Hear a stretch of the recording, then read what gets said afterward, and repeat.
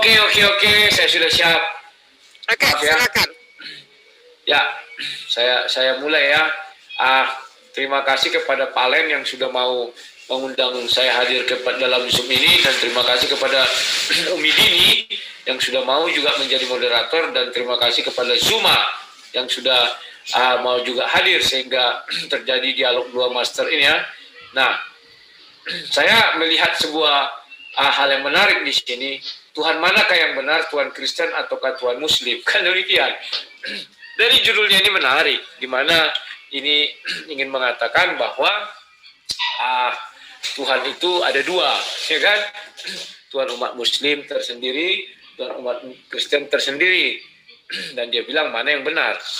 Kalau dari segi judul, saya pikir dua-duanya benar, karena Tuhannya dua.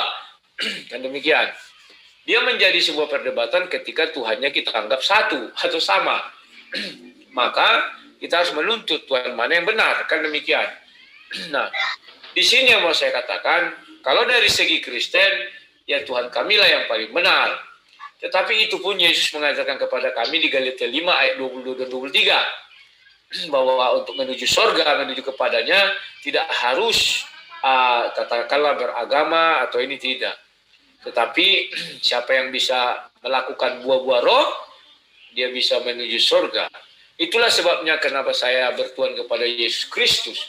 Karena hanya Yesus Kristuslah yang mengajarkan kasih. Yang lain, agama-agama lain yang saya pahamnya di luar Kristen itu mengajarkan, saya tidak menyebut agama ABC atau Tuhan ABC.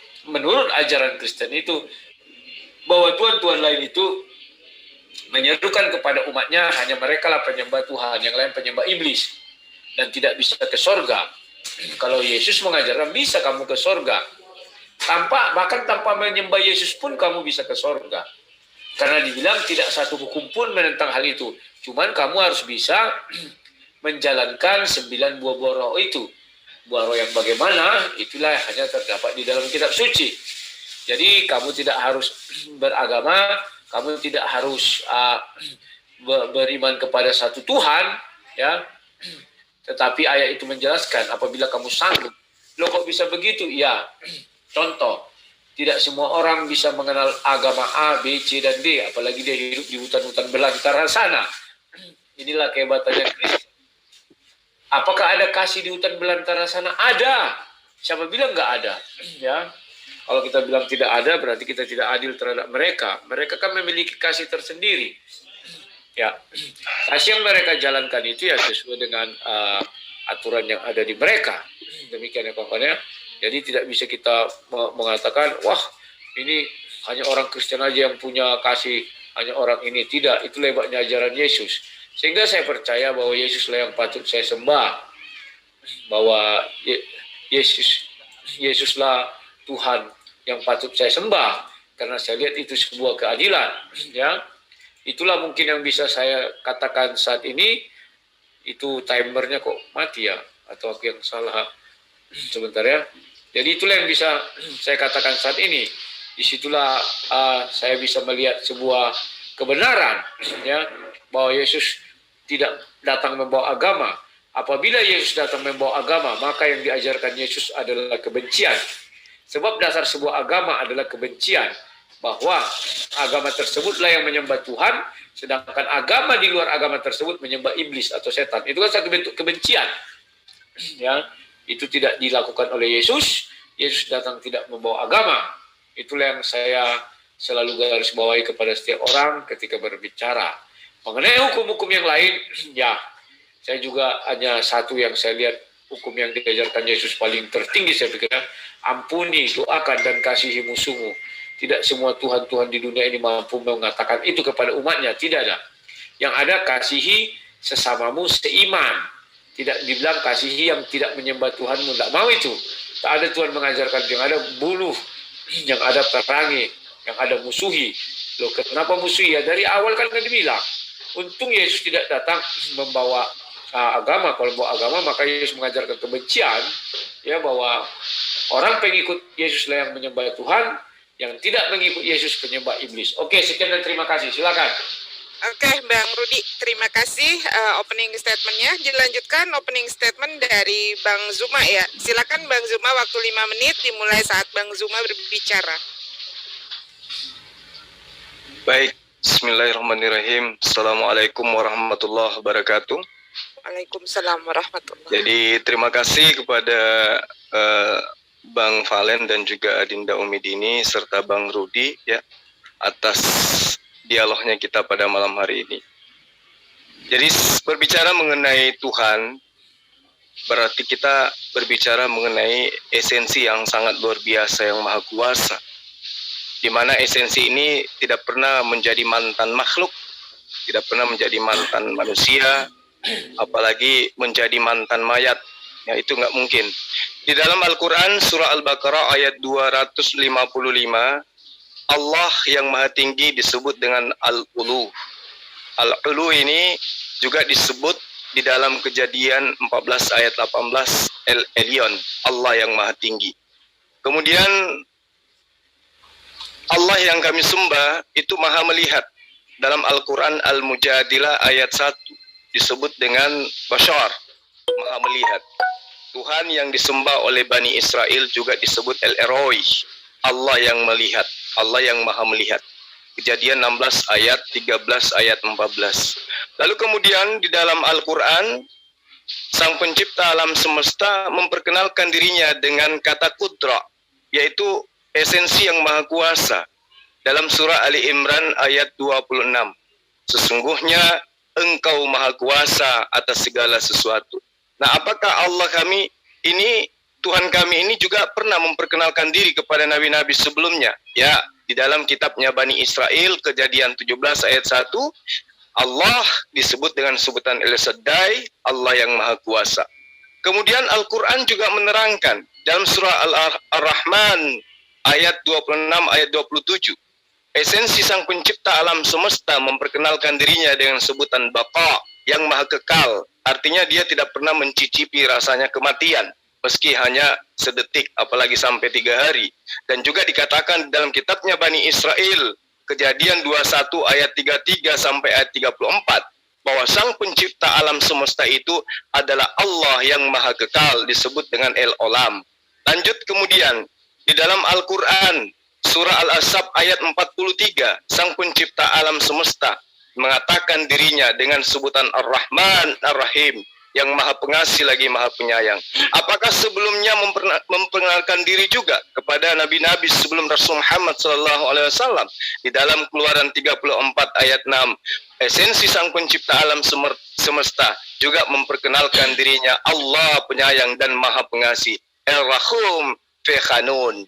Lalu kemudian Al-Quran menjelaskan bahwa Allah Subhanahu wa Ta'ala juga menyebut dirinya dengan sebutan Al-Ghayur. Sesungguhnya Allah itu maha pencemburu, dan kecemburuan Allah itu ketika seorang mukmin mendatangi apa yang diharamkan oleh Allah, apalagi menyembah selain daripada esensinya.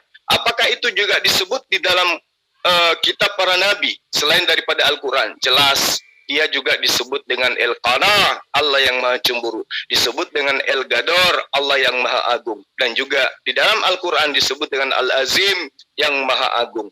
Jadi apa yang kemudian Allah perkenalkan dirinya kepada Bani Israel maupun kepada Bani Ismail, jelas Allah itu tidak bisa serupa dengan makhluk.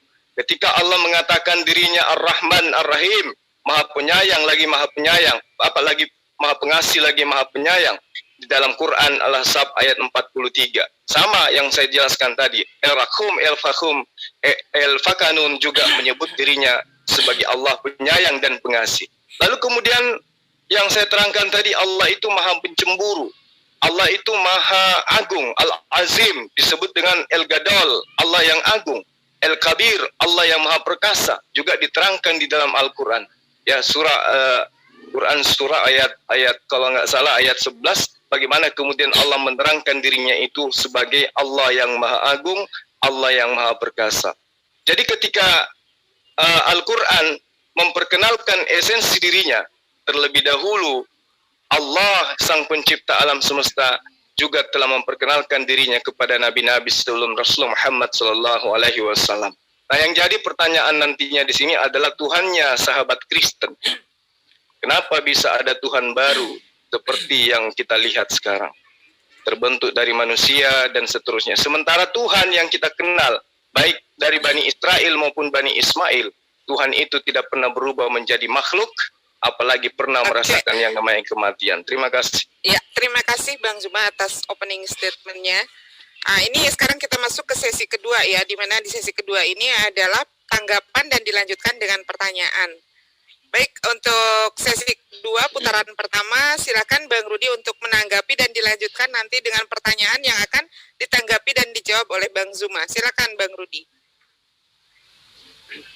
Oke, saya sudah bosan menanya Tuhanmu bagaimana, begini, begono, bosan. Sekarang saya melihat Tuhan itu dari esensi ajarannya, tidak dari esensi wujudlah, zatlah, inilah, bosan. Karena semua hanya bayang-bayang saja. Tolong dijelaskan kepada saya, Tuhan yang cuma sembah, apakah mengasihi orang yang tidak menyembahnya? Silakan, itu aja dulu. Waktunya masih panjang Bang Rudi untuk menanggapi dan melempar pertanyaan 5 menit. Waktunya baru setengah menit digunakan oleh Bang Rudi. Ya. Silakan. Apa yang mau saya tanggapi, dan itu masih pembukaan. Lebih baik saya bertanya saja. Maunya 5 menit ini saya bertanya 5 menit, dia menjawab 5 menit, gitu aja. Ya, baru saja kan Bang Zuma sudah melemparkan pertanyaan sama Bang Rudi. Bang Rudi silakan menanggapi, kemudian dilanjutkan dengan pertanyaan yang barusan. Begitu Bang Rudi. Perasaan dia belum aja mengajukan pertanyaan. Dia masih mau bercerita tentang Tuhannya yang begini begono. Dia esensinya aja dibilangnya Tuhan yang bagaimana. Saya baru bertanya, ya. singkat aja, silakan. Baru saja sudah Bang, coba Bang Zuma sebentar, jangan dulu jalannya timernya. Ya. Bang Zuma barusan sudah melemparkan pertanyaan di akhir dari pemaparannya. Apa dia tanya? Lupa gue. Oke Bang Zuma silakan diulang pertanyaannya. Tadi saya sudah menerangkan, Allah itu maha perkasa, maha penyayang, maha pencemburu, maha agung, itu diterangkan di dalam Al-Quran, ya. Lalu kemudian juga diterangkan dalam kitabnya Bani Israel. Pertanyaannya, teman Kristen dapat dari mana Tuhan seperti yang diimani oleh orang Kristen berupa manusia itu? Sementara baik Bani Israel maupun Bani Ismail itu tidak pernah mengajarkan konsep ketuhanan. Bahkan Yesus sendiri tidak pernah mengajarkan kalau dirinya itu adalah Tuhan pencipta alam semesta. Oke, dijawab. Hidupkan timernya. Ya, oke. Silakan Bang Rudi 5 menit dimulai saat Bang Rudi berbicara. Silakan. Ya. Bahwa banyak orang mengatakan Tuhannya itu seperti sebongkah batu yang tidak bisa ini, tidak bisa itu, tidak bisa ini, tidak bisa itu, ya kan? Dan Tuhan itu jadi diatur oleh manusia tata letaknya.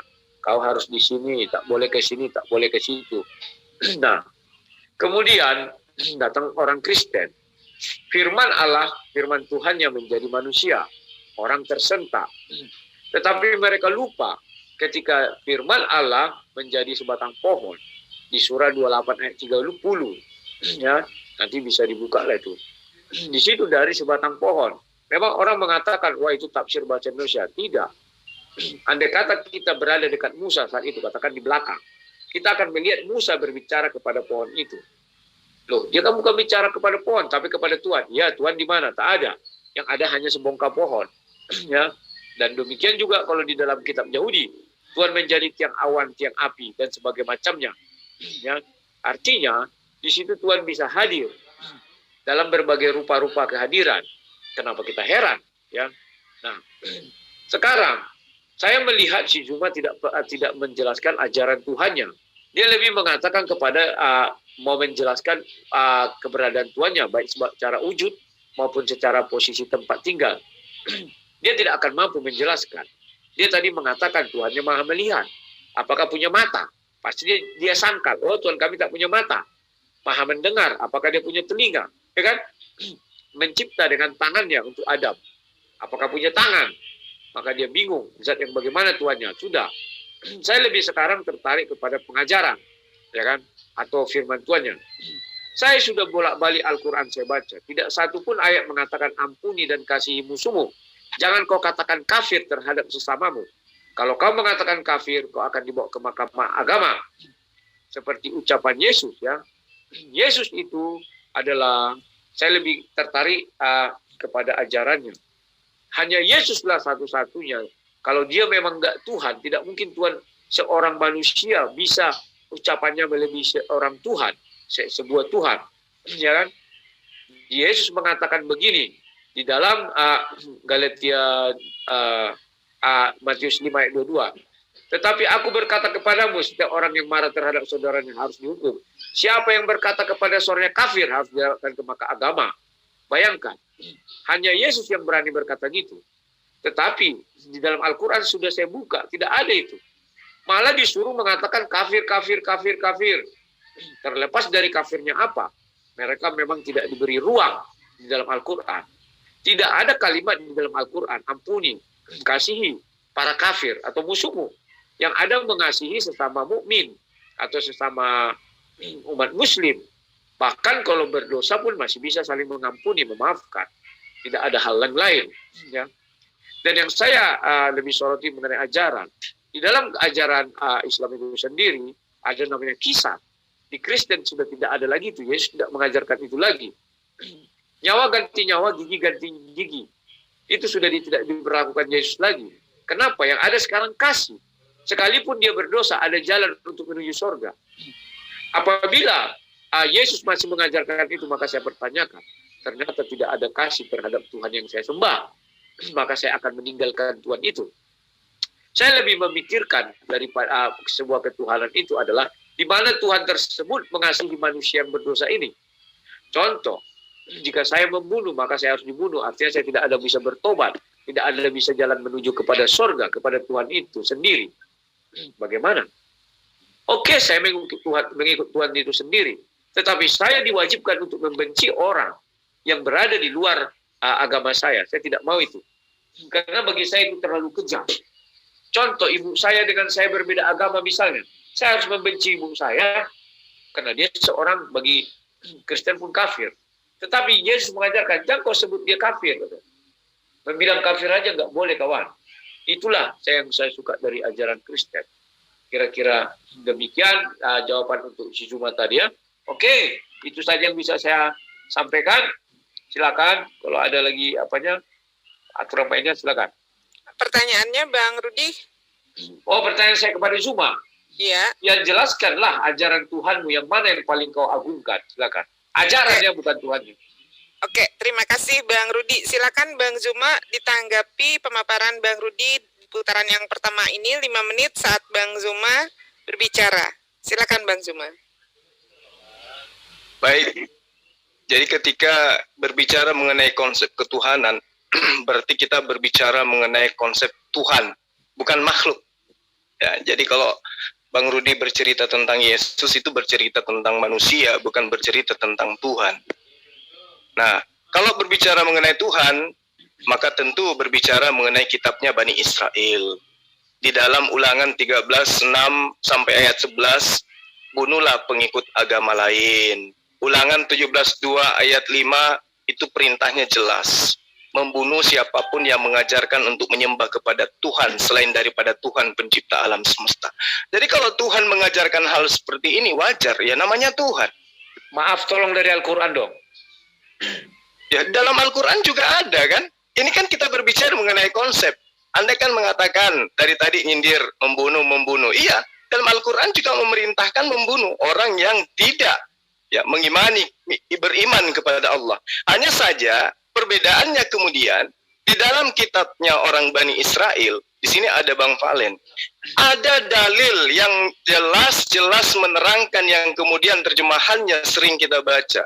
Tidak ada larangan membunuh kepada anak-anak, kepada bayi, kepada hewan, kepada semua yang bernapas. Entah itu benar ayatnya, wallahu alam. Kalau dia salah, berarti benar apa yang dikatakan Al-Quran. Wah, kitab-kitab terdahulu telah dirubah-rubah. Buktinya, ternyata itu adalah salah terjemahannya. Nah, kalau di dalam Al-Quran dibatasin, nggak boleh membunuh wanita, nggak boleh membunuh anak-anak. Ini perbedaannya. Memang sama-sama mengajarkan pembunuhan terhadap orang yang ingkar terhadap Allah. Karena Allah itu pencemburu. Al-Quran menjelaskan Allah itu pencemburu. Kitabnya Bani Israel juga mengatakan Allah itu pencemburu. Jadi tidak ada yang bisa dipungkiri di situ. Karena ini esensi sang pencipta, bukan manusia. Jadi kita tidak berhak mengintervensi Tuhan. Oh, Tuhan kami itu maha penyayang. Dia datang, itu intervensi manusia.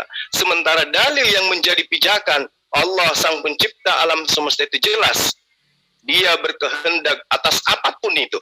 Kita lahir bukan karena kita negosiasi dengan esensi sang pencipta. Lahirkan saya menjadi laki-laki dari seorang rahim wanita bernama ini. Enggak. Tapi Allah seketika membuat kita tercipta. Itulah dia, kehendak dia yang maha kuasa.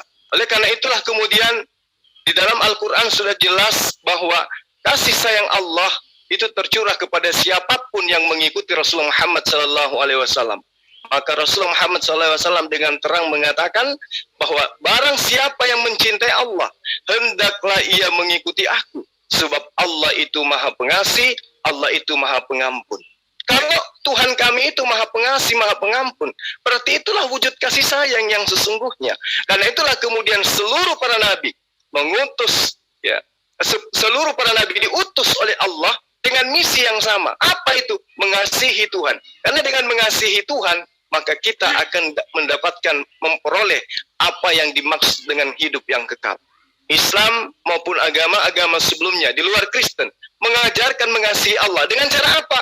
Mentaati perintahnya, bukan malah melanggar dengan mengambil sosok manusia sebagai tameng, sebagai tumbal untuk mengatakan bahwa firman Tuhan atau aturan Tuhan itu sudah dibatalkan dengan matinya sosok manusia yang menjadi tumbal penebus dosa. Itu ajaran dari mana itu? Sementara kitab-kitab sebelumnya, ya, yang diimani oleh para nabi itu jelas mengajarkan betapa Allah keras terhadap orang-orang yang melanggar perintahnya. Betapa Allah itu tegas terhadap aturan-aturannya. Sehingga seluruh para nabi ketika dia datang, apa yang dia serukan? Dia menyerukan untuk taat kepada Allah. Dia menyerukan untuk hanya menyembah kepada Allah. Dia menyerukan hanya untuk taat, beribadah, menyembah kepada satu Tuhan, yaitu Sang Pencipta alam semesta. Bahkan di dalam Al-Quran ada perintah, ya, bunuhlah pengikut agama lain. Tapi itu tidak ekstrim. Orang yang memerangi kamu dan dia beragama lain, maka kamu wajib membela diri. Disebutlah peperangan. Nah, seperti di dalam kitabnya Bani Israel, bunuhlah pengikut agama lain. Dalilnya jelas, tidak bisa dipungkiri karena itu sudah terjemahan. Siapapun bisa membacanya. Bunuhlah istrimu di dalam malam pengantin kalau dia tidak perawan. Itu perintah siapa? Perintah Tuhan. Untuk apa? Untuk mengajarkan manusia supaya dia tetap di atas perintah-perintah Tuhan dan menjauhi larangan-larangan Tuhan.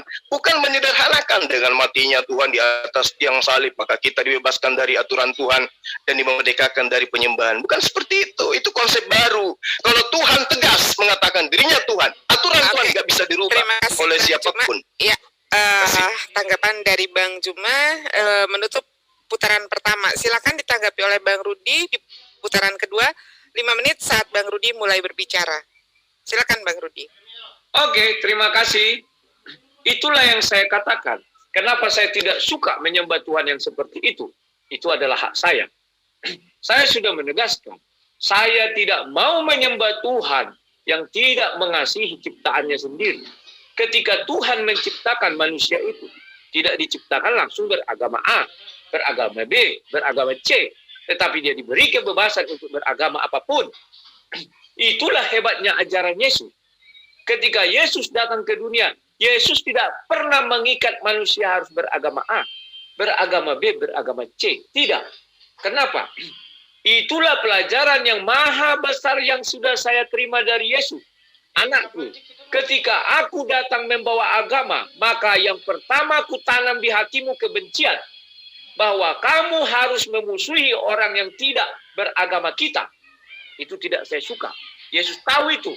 Tidak semua orang bisa menerima hal itu. Maka Yesus mengatakan apa? Ada 2 hukum. 10 hukum Taurat tergantung jadi 2. Yesus mengatakan, kasihi Tuhan Allahmu. Kasihi sesamamu manusia. Tetapi andai kata Yesus datang membawa agama, saya hanya menerapkan hukum pertama, mengasihi Tuhan. Saya tidak akan pernah mengasihi manusia. Sesama saya manusia. Di dalam hati saya harus benci dia terus menerus. Sepanjang hidup saya harus benci dia sama terus menerus. Karena dia tidak menyembah Tuhan saya. Itulah yang saya tentang. Andai kata Yesus datang membawa agama, saya akan tinggalkan Yesus itu. Saya pergi. Saya tidak mau. Kenapa? Bagi saya adalah saya hidup di dunia ini selain mengasihi Tuhan, saya juga mengasihi sesama saya. Yang paling fatal adalah ketika nanti ibu saya atau bapak saya berbeda agama dengan saya harus membunuh dia. Ketika dia berkata kepada saya, kamu mengapa menyembah Tuhan A, Tuhan B, Tuhan C? Maka dia sudah termasuk golongan kafir. Maka saya wajib memerangi dia karena dia sudah menghina Tuhan saya. Tetapi Yesus mengajarkan, tidak anakku, kasihi mereka, doakan, ampuni. Tidak satu ajaran Tuhan pun seperti ini di muka bumi. Yang ada adalah siapa yang tidak menyembah saya bunuh. Siapa yang tidak menyembah saya ke neraka. Tetapi Yesus tidak berkata demikian. Galatia 5 ayat 22 dan 23 mengajarkan kepada kita. Ada kesempatan orang-orang yang tidak mengenal Yesus untuk masuk surga. Apa itu? Melaksanakan 9 buah-buah roh. Loh, itu fair? Ya fair. Tidak semua orang di dunia ini pernah mendengar kitab suci A, kitab suci B, kitab suci C. Kenapa? Mereka jauh dari teknologi misalnya. Mereka jauh dari kertas-kertas. Tidak semua. Lantas mereka mau dibuang kemana? Semua ke neraka. Yang menciptakan mereka juga Tuhan. Tuhan yang telah menyempurnakan semuanya. Itu ciptaan sempurna, bukan ciptaan asal-asal. Adalah sungguh satu kemalangan. Ketika saya lahir tidak dari agama yang dibawa oleh Tuhan, maka saya langsung dimusuhi begitu lahir oleh orang-orang yang menyembah Tuhan A, Tuhan B, Tuhan C. Tetapi Yesus tidak pernah mengatakan demikian. Ketika saya lahir, ketika orang sana lahir, saya harus mengasihi dia. Saya lebih melihat Tuhan itu kepada konteks ajarannya sekarang. Dan demikian. Ajaran inilah yang membawa kita hidup damai di dunia. Andai kata Yesus mengajarkan, kamulah penyembah Tuhan, yang lain penyembah setan. Dan itu saya ucapkan kepada kamu, misalnya Zuma. Kamu pasti marah kepada saya. Oh tidak, saya tidak penyembah setan, saya penyembah Tuhan. Tidak, saya bilang. Kamu penyembah setan, saya bilang. Tetapi itulah hebatnya ajaran Yesus. Jangan kamu katakan hal itu, katanya. Nanti kamu seperti orang Farisi dan ahli Taurat. Kan demikian, kita menghakimi agama orang lain penyembah setan, kita menyembah Tuhan saja. Tidak, tidak mau saya seperti itu. Dan ajaran yang Zuma katakan, ya bunuh katanya, bangga dia. Kami tidak bangga. Yang kami bangga adalah bahwa Yesus memiliki kasih. Sekarang saya bertanya kepada Zuma, mengapa orang-orang tidak di seluruh dunia orang Muslim tidak mampu melaksanakan ajaran Tuhan yang Zuma sembah? Contoh, nyawa ganti nyawa. Di Indonesia banyak pembunuh, tetapi tidak dibunuh, malah dibiarkan hidup. Itu sebenarnya mengikut ajaran Yesus, agar dia bisa bertobat. Tidak ada ganti ini, ganti itu, ganti ini, ganti itu. Sekarang tolong jelaskan ajaran Tuhanmu yang paling tinggi, yang menurutmu tidak ada diajarkan orang Kristen. Silakan. Baik, terima kasih Bang Rudi Yohanes. Bang Zuma, silakan ditanggapi putaran kedua.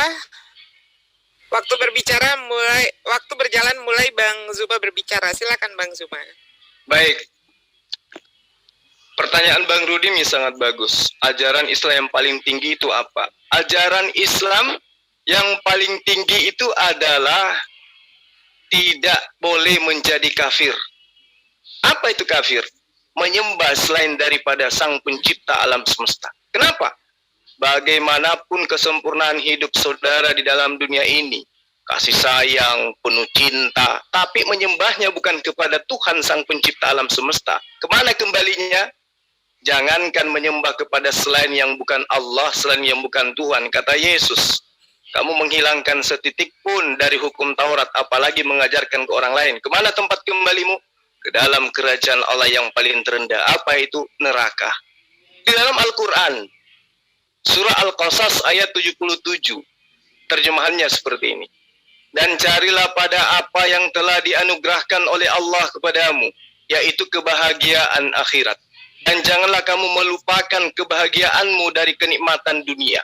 Dan berbuat baiklah kepada orang lain, dan berbuat baiklah kepada orang lain sebagaimana Allah telah berbuat baik kepadamu. Dan janganlah kamu membuat kerusakan di muka bumi ini. Sesungguhnya Allah tidak menyukai terhadap orang-orang yang berbuat kerusakan. Jelas. Jadi Islam itu sangat indah gitu loh. Hanya orang yang memahami dengan kebencian menganggap Islam itu ajaran-ajaran yang ekstrim. Makanya saya sengaja membaca dalil-dalil yang nanti akan dinisbahkan kepada Islam, di mana sang pencipta alam semesta itu memang sudah melakukan konsep hukum-hukum yang jauh sebelum Islam itu datang, sudah menerapkan hukum-hukum itu. Bunuhlah, bunuhlah, bunuhlah, bunuhlah. Kenapa?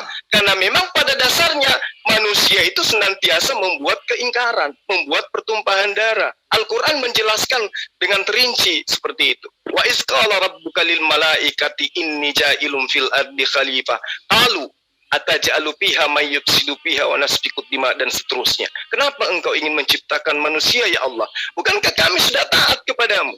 Sedangkan mereka manusia ketika engkau menciptakannya kelak, mereka akan membuat kerusakan di muka bumi. Allah mengatakan, inni a'lamu ma la ta'lamun. Aku lebih tahu daripada kalian. Kenapa? Karena Allah akan mengutus para nabi-nabi dengan kitab sucinya. Nah, artinya ketika para nabi dan kitab suci ini diutus oleh Allah, mereka akan mengajarkan manusia hidup sesuai dengan tatanan yang diajarkan oleh Allah melalui para nabi. Bukan hidup berdasarkan selera masing-masing, menghilangkan semua aturan Tuhan, kemudian menulis slogan di jidat, inilah penganut ajaran kasih. Tapi perilaku dalam kehidupan sehari-hari, jangankan mengajarkan kasih, menyembah kepada sang penciptanya sendiri tidak pernah. Apakah ini yang disebut ajaran kasih? Tunduk kepada ajaran Tuhan saja kagak. Sementara Yesus mengatakan, jika engkau mengasihi aku, engkau akan mengikuti perkataan-perkataan. Apa perkataan Yesus? Jangan ada ilah lain selain daripada Allah. Dan imani aku sebagai utusan Allah. Itu. Tapi kalau ada konsep lain, justru mengajarkan menyembah kepada Yesus, mengajarkan kepada Tuhan selain daripada yang datang kepada nabi-nabi Bani Israel, ini kekeliruan. Dan ini kesesatan. Jadi, ajaran yang tertinggi di dalam ajaran agama Islam itu adalah ajaran yang mengajarkan manusia agar hati-hati tidak tergelincir ke dalam kekafiran, kekufuran. Kenapa? Karena makhluk yang berupa manusia, yang diberi akal, yang sudah diajarkan bahwa Allah sang pencipta alam semesta adalah sang pencemburu, tetapi masih juga menyembah selain daripada Allah dengan embel-embel, dialah Allah yang datang dalam rupa manusia, dialah Allah yang datang dalam rupa makhluk dan seterusnya, maka dialah yang akan mendapatkan siksaan api neraka dan kekal di dalamnya. Apakah ini diajarkan oleh Yesus? Apakah ini diajarkan oleh Musa? Apakah ini diajarkan oleh Abraham? Jelas diajarkan. Kalau tidak mau menggunakan Al-Quran, lihat perjanjian lama. Di sana lebih tegas, lebih terang bagi orang-orang yang hanya memahami terjemahan. Bagaimana kemudian Allah menekankan agar manusia itu tunduk, taat kepadanya, dan tidak menghambakan diri kepada siapapun selain pada dirinya. Al-Quran menerangkan. Apakah kemudian Al-Quran itu maha kasih? Apakah orang-orang Islam yang memegang Al-Quran itu maha kasih terhadap sesama? Jelas. Jelas. Kita lihat di Indonesia ini. Damai, sejahtera. Coba bandingkan dengan negara luar yang mayoritas non-Islam. Bagaimana kehidupan mereka di luar sana? Islam di Indonesia tentram, damai, bahkan sering diobo-obo, tapi Islam selalu memberikan bukti bahwa Islam itu rahmatan lil alamin. Pertanyaan saya, konsep menyembah kepada manusia bernama Yesus itu didapat dari mana? Silakan. Oke, terima kasih Bang Zuma. Silakan ditanggapi Bang Rudi 5 menit di putaran ketiga. Waktu berjalan saat Bang Rudi berbicara. Silakan Bang Rudi. Oke, saya kritisi dulu satu hal. Banyak orang memutarbalikkan fakta di Indonesia. Ya, bahwa kita di Indonesia ini bisa aman, damai, sejahtera bukan karena agama. Kalau kita mengikut agama, maka kita harus bunuh-bunuhan. Yang membuat kita di Indonesia ini damai, sejahtera, aman. Karena ajaran nenek moyang kita itu adalah kebinekaan. Itulah di dalam Bhinneka Tunggal Ika. Itu bukan ajaran dari agama manapun. Ajaran dari nenek moyang kita. Tepo Siliro, ya kan? Menerima perbedaan. Banyak juga orang mengatakan ketika Kristen datang penjajahan, ketika agama kami datang, kami damai. Tidak. Agama yang terdahulu, Hindu dan Buddha adalah agama damai.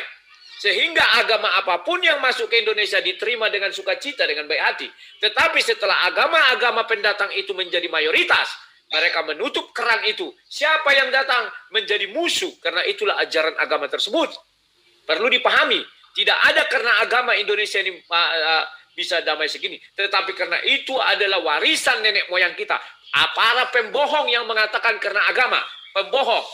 Loh, kok bisa sang debaters mengatakan pembohong? Iya. Kalau kita mengikut ajaran agama kita. Sudah saya katakan, dasar yang ditaruh pertama adalah kebencian.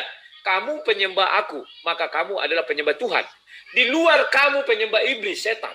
Si Jumadah mengatakan, dibuktikannya ajaran itu. Apa dibuktikannya? Ya, kami menyembah Tuhan, kalian menyembah manusia, segala macam tetek bengeknya. Itu sudah menunjukkan satu kebencian. Tetapi Yesus mengajarkan, tidak anakku, tidak demikian. Kasihi mereka. Hanya Yesuslah yang mengajarkan kasih. Masa tidak ada perubahan Tuhan dari zaman dulu? Bunuh. Apa nggak bosan sih Tuhan? Kalau memang harus dibunuh-bunuh orang yang bertentangan dengan kita, sekalian aja bunuh semua, rep mati semua dunia ini satu agama. Buktinya, tidak satu pun Tuhan di dunia yang sukses. Tak ada. Apa buktinya? Semua orang di dunia ini banyak agama, bahkan tak beragama pun ada. Apa sanggup kita membunuh itu? Contoh misalnya ibu saya lah, beda agama dengan saya. Tiba-tiba ibu saya mengatakan, "Hei, kau penyembah manusia, kau sembah-sembah Yesus di tiang jemuran." Saya marah. Maka sesuai perintah, kalau Yesus bawa agama kian ya, maka saya harus membunuh ibu saya karena sudah menghujat. Tetapi Yesus mengatakan, tidak, ampuni, doakan. Biarlah agama mereka yang mengatakan demikian. Itulah sebabnya orang Kristen hidupnya nyaman, santai, enak, penuh sukacita. Tidak ada beban di kepala kami harus membunuh-bunuh orang yang berbeda agama dengan kami. Kalau ditanya, Zuma menanya konsep ketuhanan. Ketuhanan apa? Tuhan kami adalah Tuhan yang maha kompleks. Tuhan kami adalah Tuhan yang suka-suka hatinya mau ngapain pun di dunia ini. Tuhan kami tidak menyembah batu. Di mana batu itu tidak bisa apa-apa. Tidak bisa ke sana, tidak bisa ke sini, tidak bisa makan, tidak bisa minum. Karena diatur oleh umatnya. Karena batu tidak bisa apa-apa, maka umatnya membuat batasan-batasan. Tidak bisa, tetap dia hanya di sana.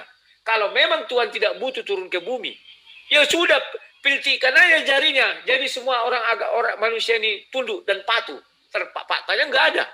Tuhan itu tidak bisa membuat seperti itu. Kenapa? Ajaran Kristen benar mengajarkan. Setelah manusia memakan dari pohon pengetahuan, maka dia memiliki pengetahuan yang tidak bisa diintervensi oleh Tuhan. Loh kok bisa demikian? Sang debater? Iya. Karena Tuhan ketika menghukum manusia tidak ada mengatakan, saya akan mengintervensi pikiranmu. Nggak bisa. Itulah sebabnya di Kejadian 11, ayat 6, apa dikatakan? Mulai hari ini dan seterusnya, apapun yang dirancang manusia akan terlaksana. Bedakan mengintervensi pikiran dengan merubah hati. Hati itu kan masalah perasaan, pikiran ini kan sudah beda. Itulah sebabnya sampai sekarang manusia berusaha mencapai kesempurnaan menyamai Tuhan. Tetapi Tuhan tidak mau menghentikan, karena tidak bisa mengintervensi pikiran itu. Itulah hebatnya konsep ketuhanan Kristen. Tetapi agama-agama lain Tuhannya sok-sokan. Sok ingin mengintervensi. Tapi caranya bagaimana? Bunuh. Mau dihabiskan orang-orang yang tidak menyembah dia. Tidak bisa, kawan. Kenapa tidak bisa? Loh, manusia diciptakan itu sudah amat sangat sempurna. Maka dia memiliki kehendak bebas yang tidak bisa diintervensi Tuhan tersebut. Kecuali pada hari akhir nanti, hari kiamat. Disitulah nanti terbukti siapa Tuhan yang benar Tuhan. Kalau saya melihat ajaran Yesus yang penuh kasih. Sampai detik ini si Zuma belum bisa menandingi ajaran Yesus. Tolong kamu sebutkan ajaran Tuhanmu yang paling tinggi. Kalau kami sudah jelas, ampuni dan kasihi musuhmu. Bisa nggak Tuhanmu mengatakan demikian? Kasih ayatnya. Silakan. Oke, terima kasih Bang Rudi Yohanes. Silakan ditanggapi oleh Bang Zuma 5 menit saat Bang Zuma mulai berbicara. Silakan Bang Zuma. Baik. Di dalam Al-Quran surah An-Nisa dijelaskan, hai sekalian manusia, bertakwalah kepada Tuhanmu yang telah menciptakan kamu dari seorang diri, dan daripadanya Allah menciptakan istri, dan daripada keduanya Allah memperkembangbiakkan laki-laki dan perempuan yang banyak. Dan bertakwalah kepada Allah dengan mempergunakan namanya. Kamu saling meminta satu sama yang lain, dan peliharalah hubungan silaturahim, sesungguhnya Allah selalu menjaga dan mengawasi kamu. Dalam surah Ar-Rum juga ayat perintahnya untuk mengasihi Allah, mengasihi sesama manusia. Dalil yang saya bacakan tadi, Al-Qasas ayat 77 sudah jelas menerangkan untuk jangan membuat kerusakan. Berarti tidak boleh memusuhi, karena memusuhi itu adalah membuat kerusakan.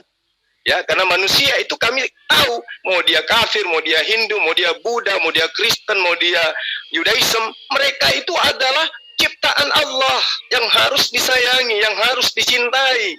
Ya, itu perintah Allah.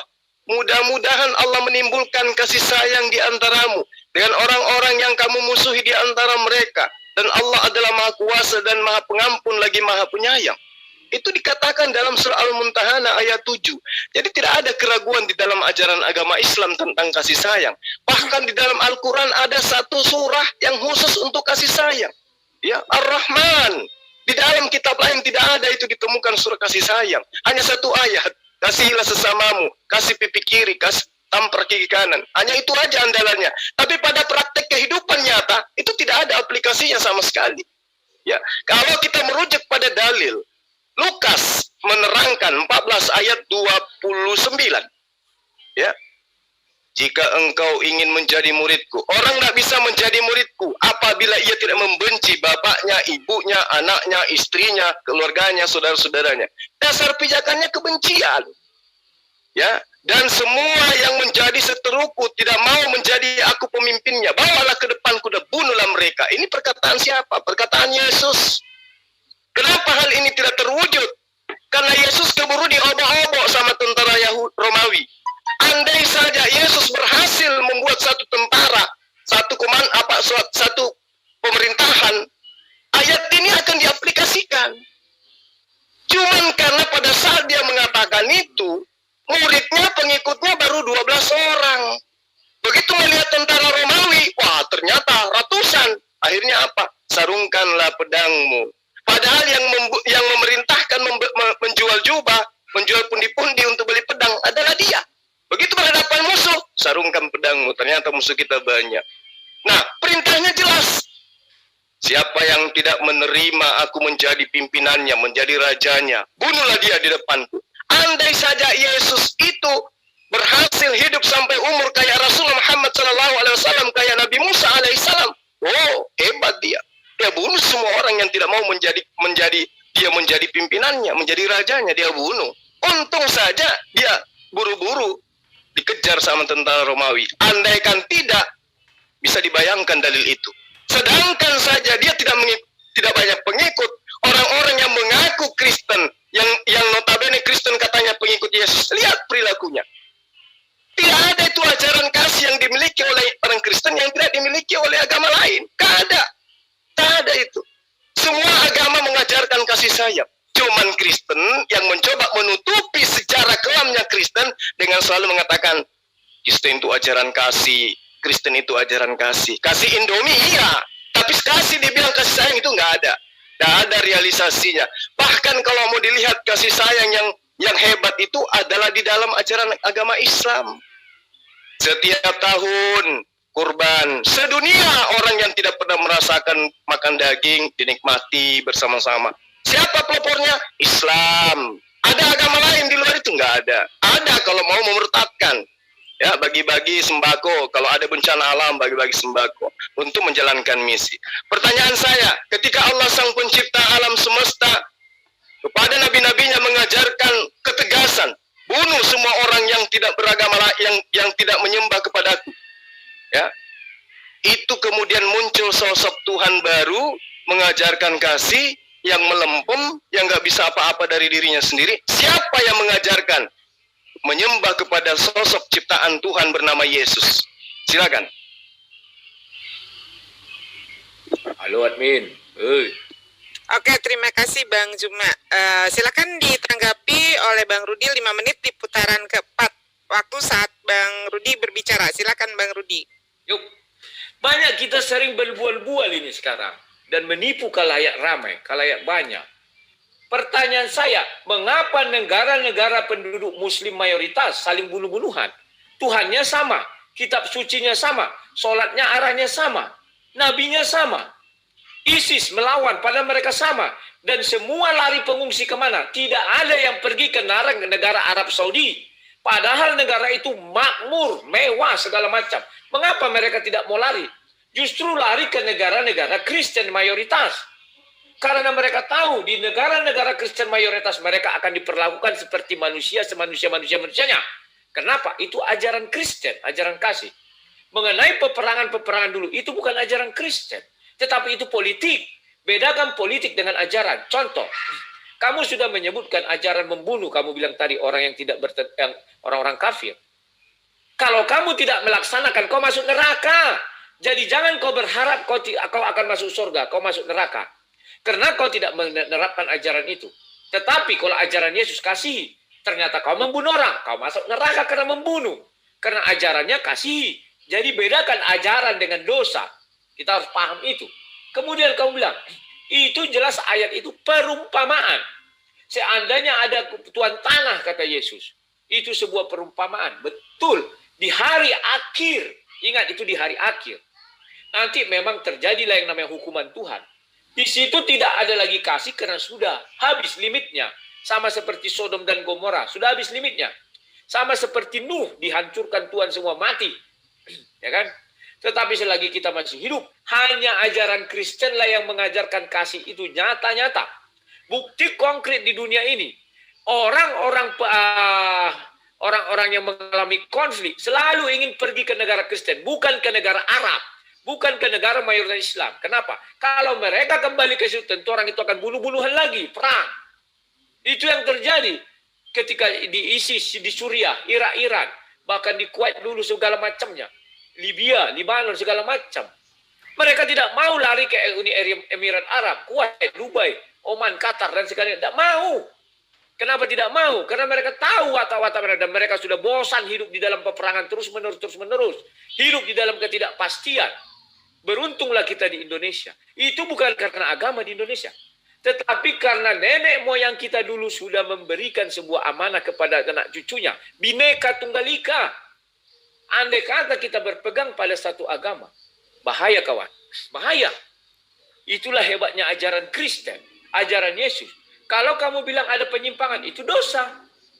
Apa buktinya? Kasih Indomie, kasih ini. Tidak, kami tidak begitu. Kalau di Indonesia misalnya kamu bilang kurban, kami lebih dari berkurban. Kalau kalian izinkan, udah silakan bebas kita beragama.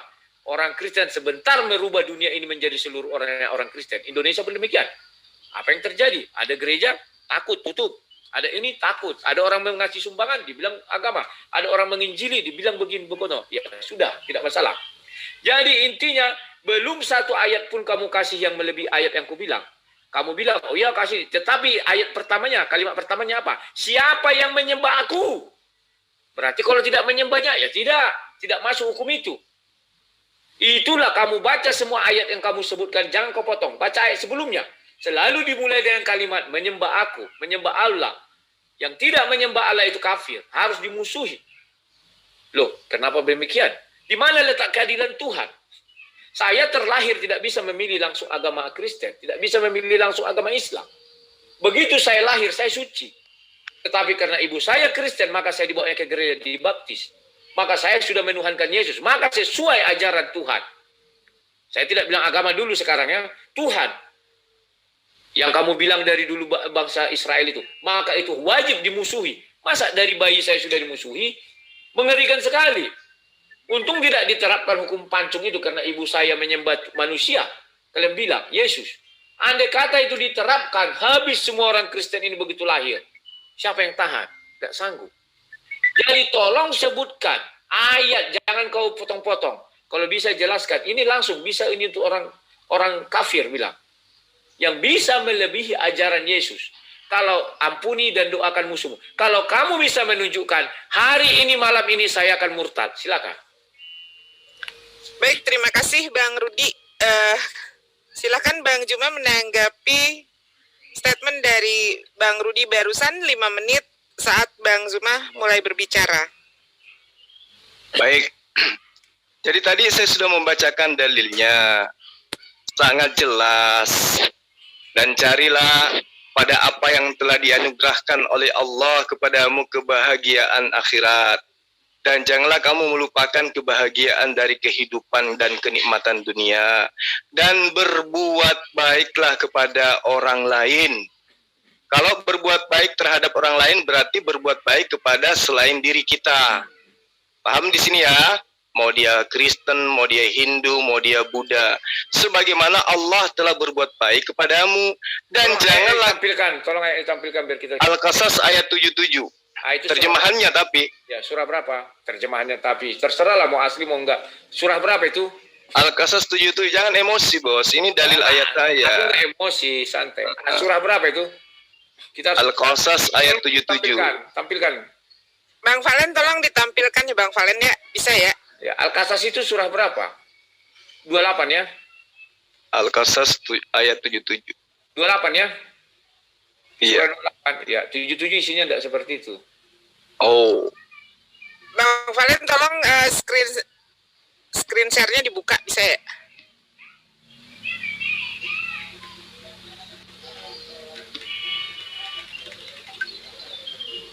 Oke, ini.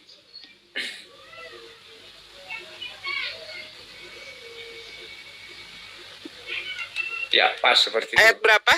77 ditampilkan.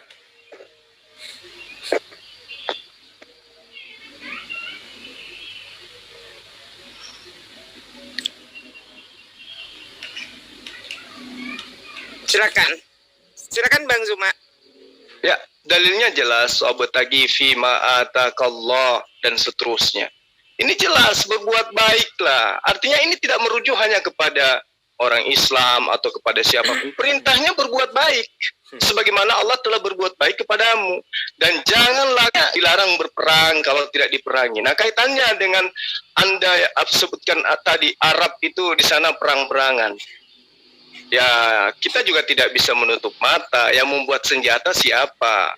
Bagaimana kemudian senjatanya bisa laku kalau tidak membuat propaganda supaya terjadi peperangan? Percuma dong mereka membuat miliaran triliunan senjata, tapi mereka tidak membuat propaganda antara satu dan yang lainnya perang.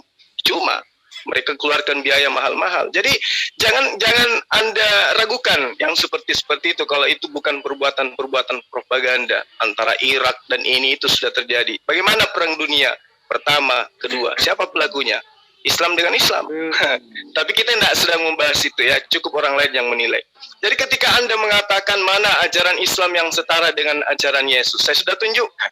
Lalu ketika saya menunjukkan dalil perintah Yesus membunuh, Anda katakan itu hiasan. Tapi yang diperhatikan oleh orang-orang Kristen itu apakah hiasan?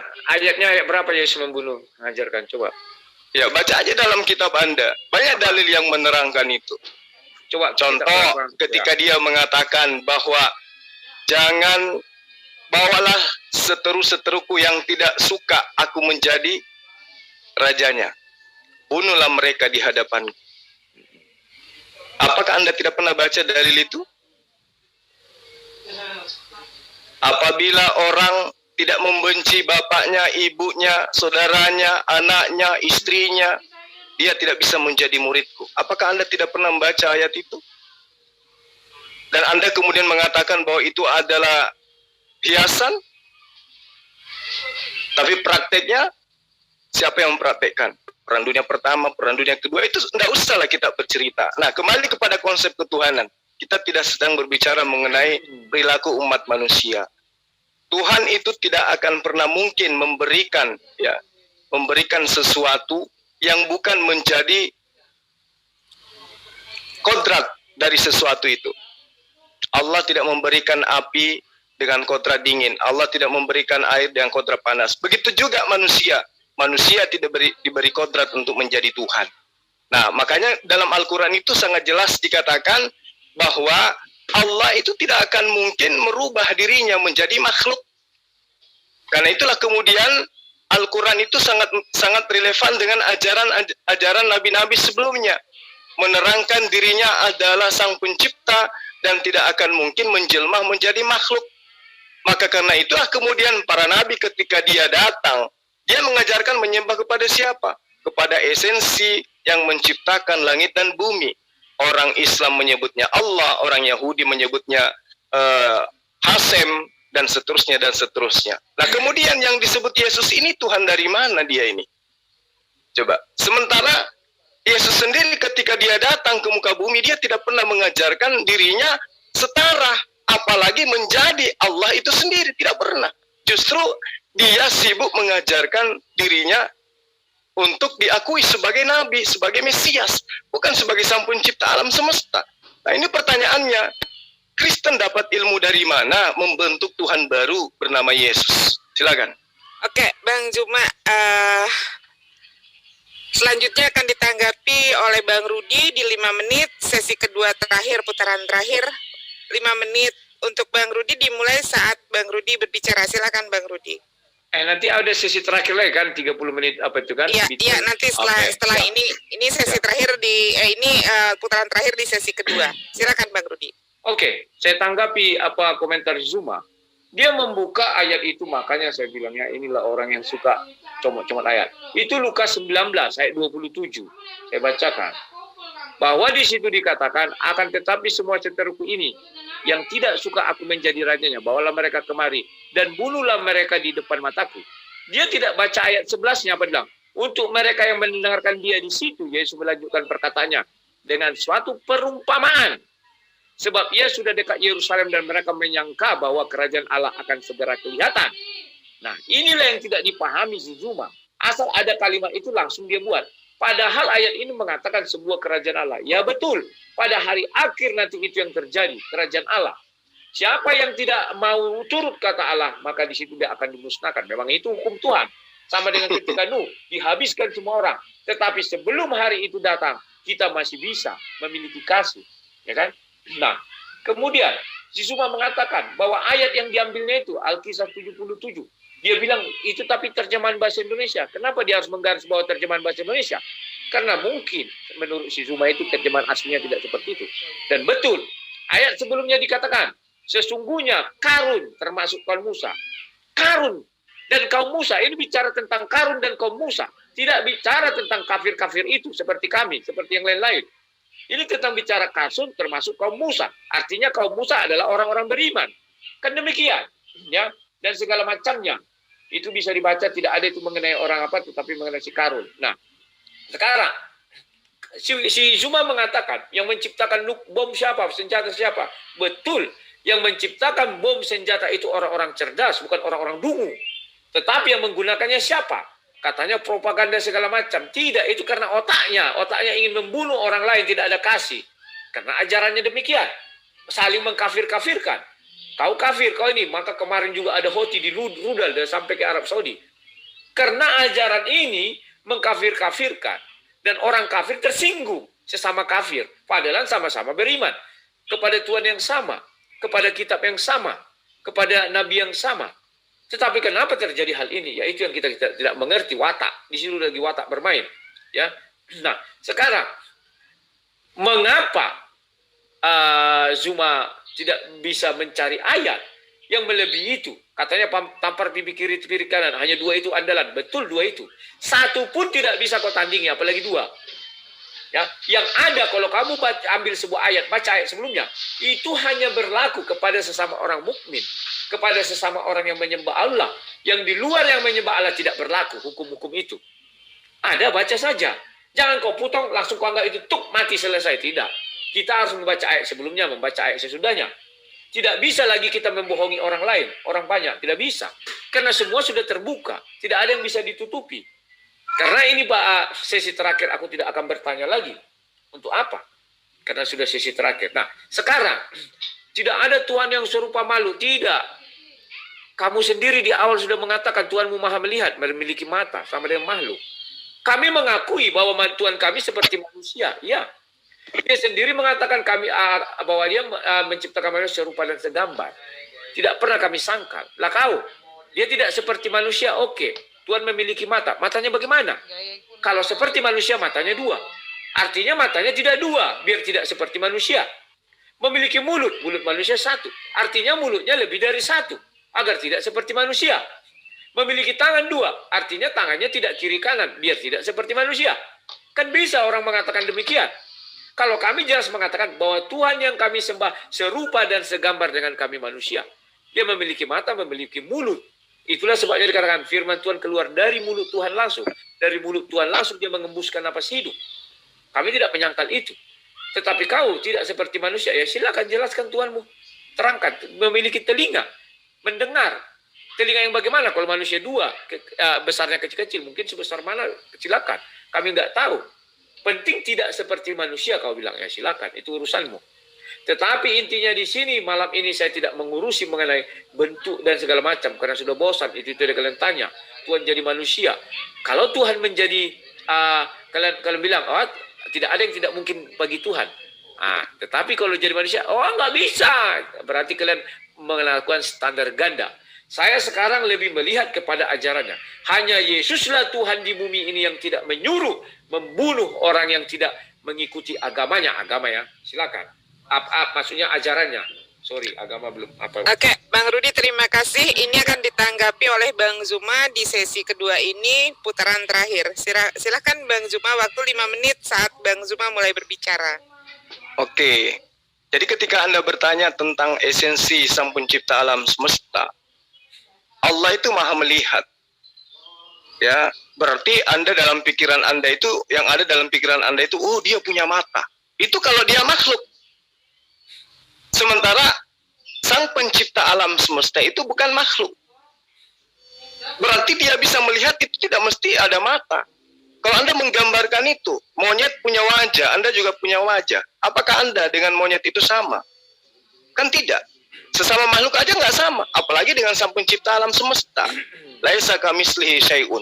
Di dalam kitabnya Bani Israel, ya, Ulangan 4 di situ diterangkan juga bahwa engkau diberi melihat untuk mengetahui bahwa Tuhanlah Allah, tidak ada yang lain kecuali Dia.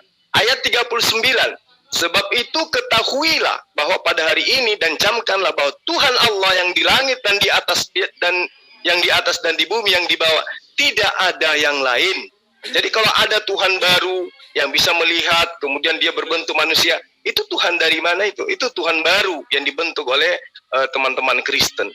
Kemudian ketika Anda mengatakan Yesus tidak pernah mengajarkan membunuh, kemudian ayat Lukas 19 itu Anda uraikan, itu kan menampar Anda sendiri. Tadi menuduh bahwa siapa yang kafir, siapa yang di luar agamanya nanti akan disiksa masuk ke neraka dan seterusnya. Ternyata Anda mengatakan itu adalah nanti di akhir zaman Tuhan memang akan memusnahkan semuanya.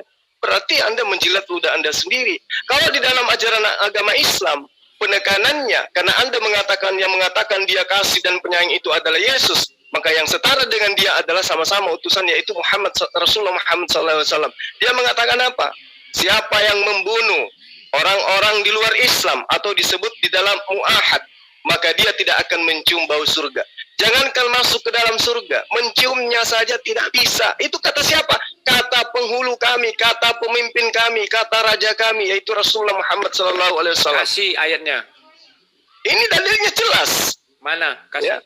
Biar jelas kita. Ini hadis dari Abdullah bin Umar radhiyallahu anhu, dari Rasulullah Muhammad SAW bersabda, siapa yang membunuh mu'ahad, maka dia tidak akan mencium bau surga. Ditampilkan, mohon ditampilkan. Saya tidak bisa screen. Coba Umi Dini, dalilnya di kitab Riyadhus Shalihin dan Kitabul Maram, Bulughul Maram maksud saya, di situ jelas diriwayatkan oleh Bukhari, Muslim, ya, dari Abdullah bin Umar radhiyallahu anhu, siapa yang membunuh kafir zimmi maka dia tidak akan mencium bau surga.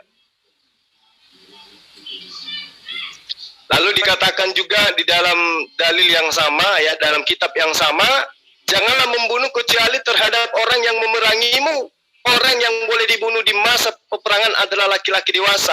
Adapun perempuan, anak-anak dan pendeta tidak diperkenankan membunuhnya.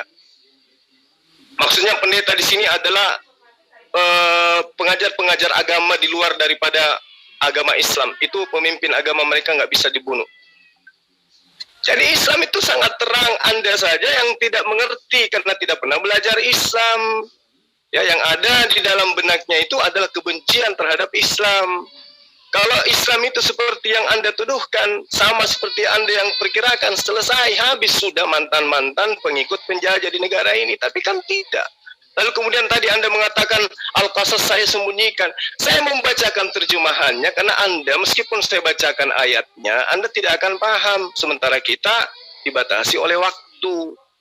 Ya, jadi ayat itu, dan carilah apa yang telah dianugerahkan Allah kepadamu, kebahagiaan negeri akhirat, dan janganlah kamu melupakan kebahagiaanmu dari duniawi, dan berbuat baiklah sebagaimana Allah telah berbuat baik kepadamu, dan janganlah kamu berbuat kerusakan di bumi. Sesungguhnya Allah tidak menyukai orang-orang yang berbuat kerusakan. Anda percuma 5 kali sehari sholat kalau Anda membuat kerusakan. Anda percuma sujud kepada Allah kalau Anda tidak berbuat baik. Nah, bagaimana konsep berbuat baik itu? Ya, jelas berbuat baik itu tidak boleh menyakiti orang lain apapun agamanya, kecuali, nah, dalam Islam itu ada batasan, kecuali kamu diperangi. Tapi kalau mereka tidak memerangimu, tidak ada. Oke, Allah tidak ditampilkan pernah. waktu. Itu nggak ada situ. Ya, itunya hadis Muslimnya berapa, Bang?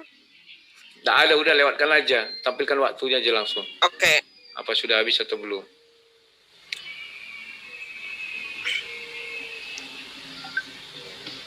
Oke, silakan dilanjut Bang Zuma. Bang Valen dibuka lagi timernya. Oke, jadi kita berbicara mengenai Tuhan yang benar. Tuhan yang benar itu tentu melahirkan, mengajarkan sebuah konsep ajaran agama. Ya, pasti itu. Pasti dia memiliki aturan-aturan, pasti memiliki syariat. Tidak mungkin ada Tuhan yang tidak memiliki syariat.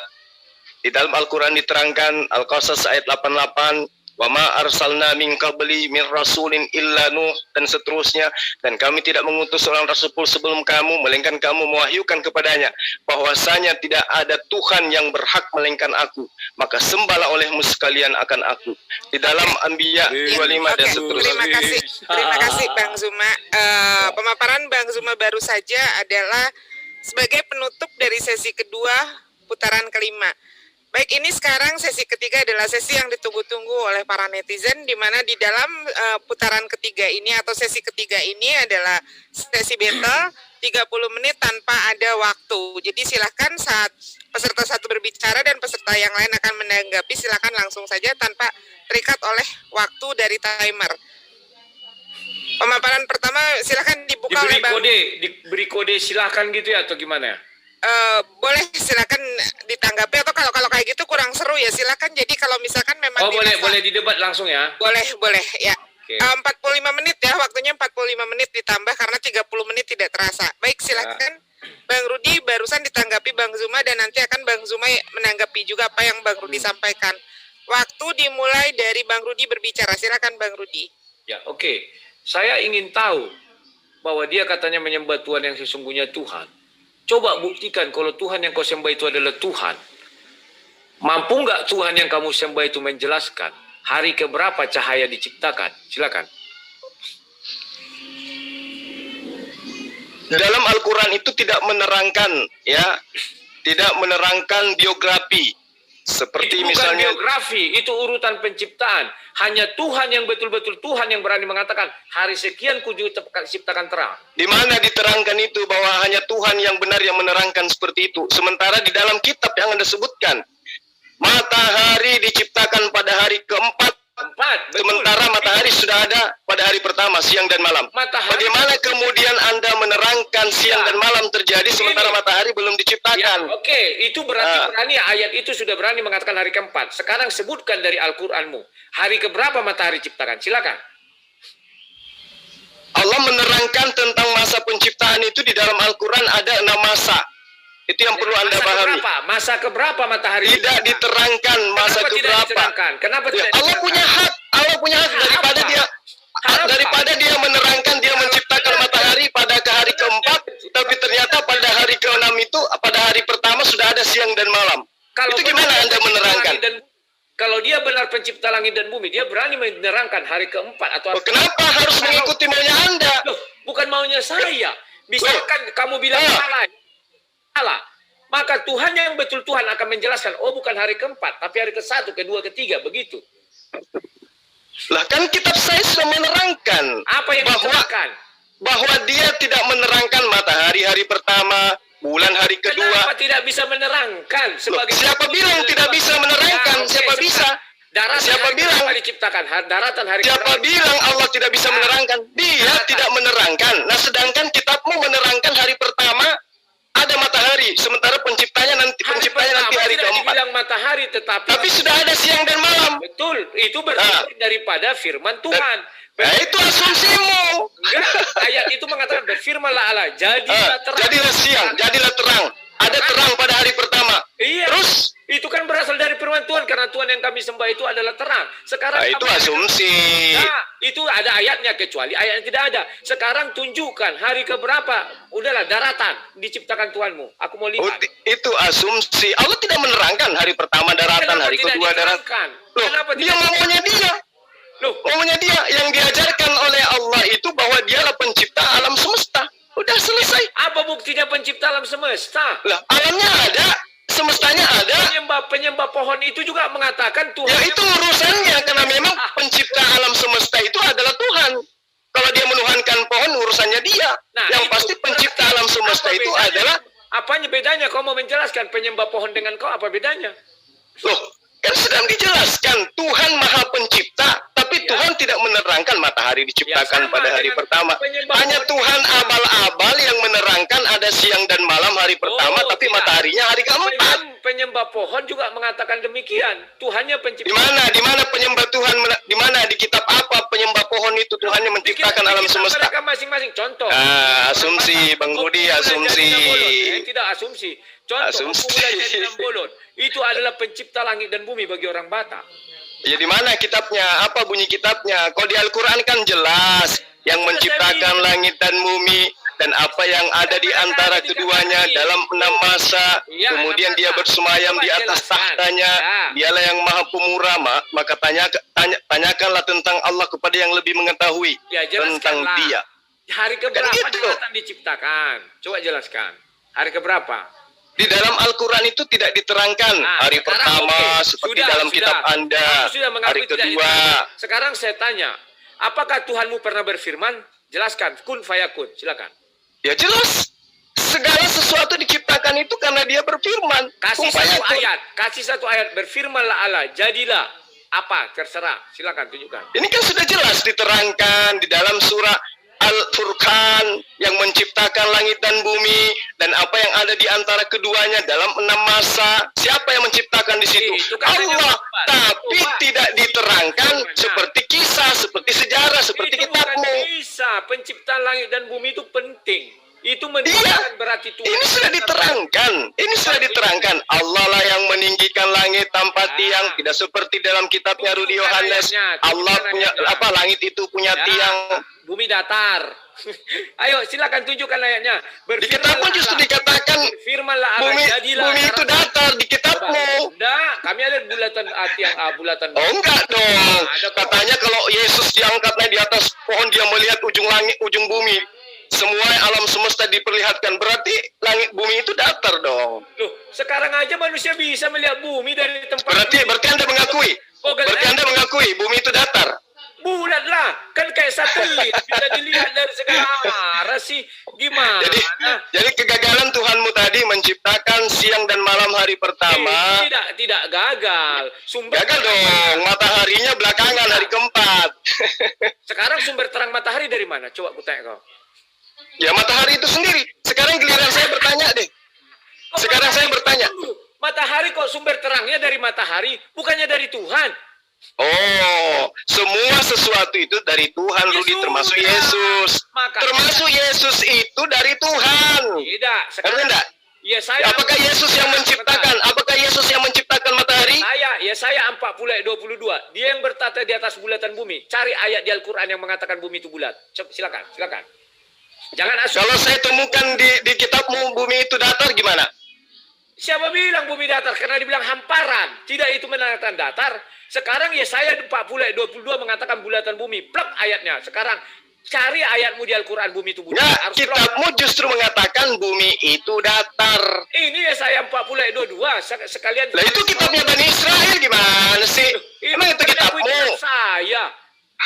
Jadi mau kamu katakan yang Injil dan Taurat di kitabmu itu kitab kami yang Injilnya? Kan lucu. Bukan. Kitabmu itu gospel, perjanjian baru. Iya kan Injil itu kan. Ya. Itu ada Injil lain.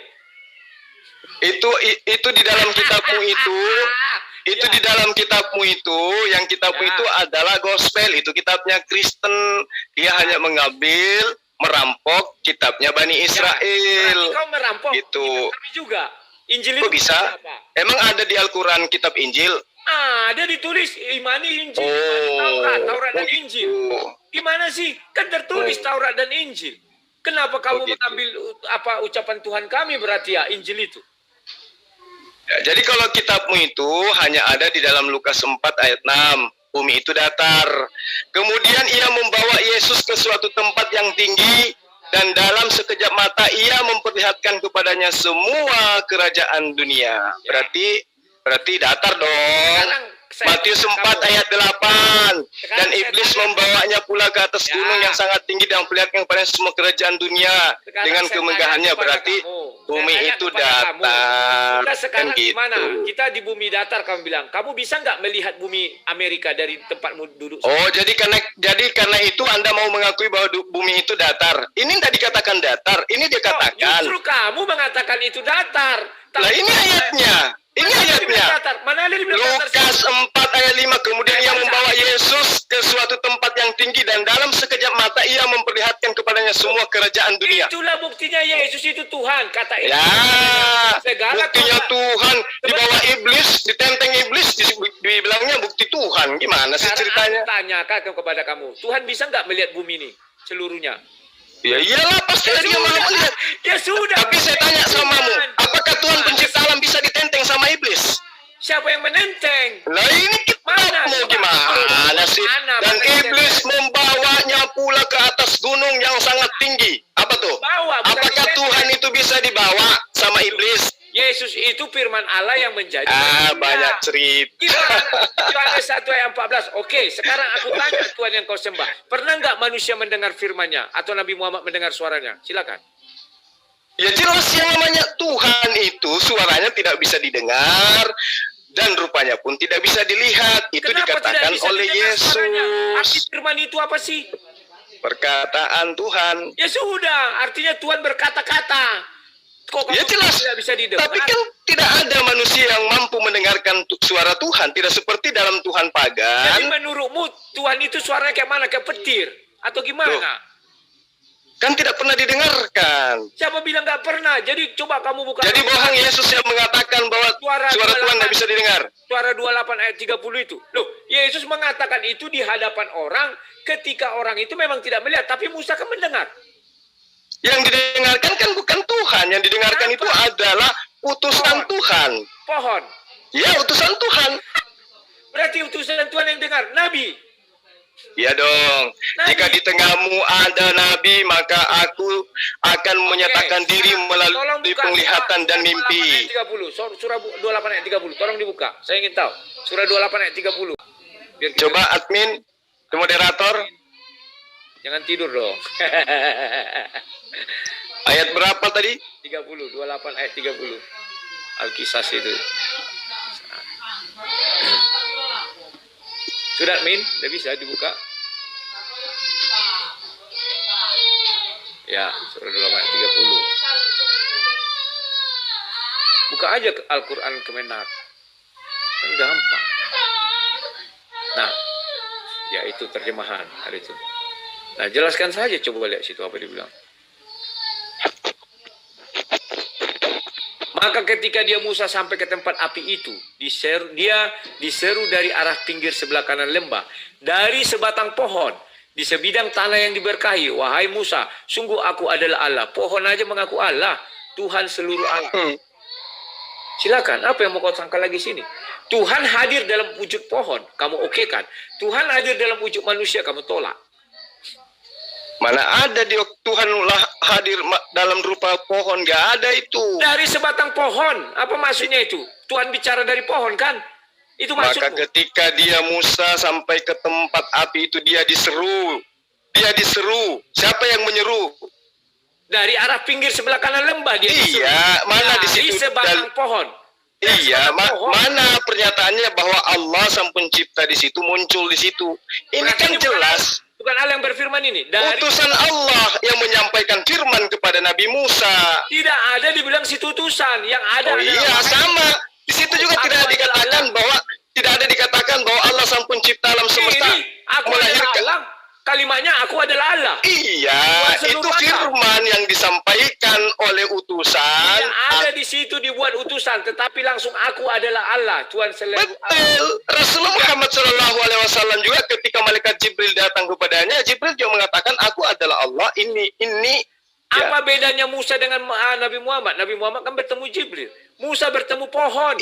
Iya, itu suara yang didengarkan itu adalah suara malaikat untuk menyampaikan firman Jadi Tuhan. malaikat di dalam pohon, sembunyi, serondok.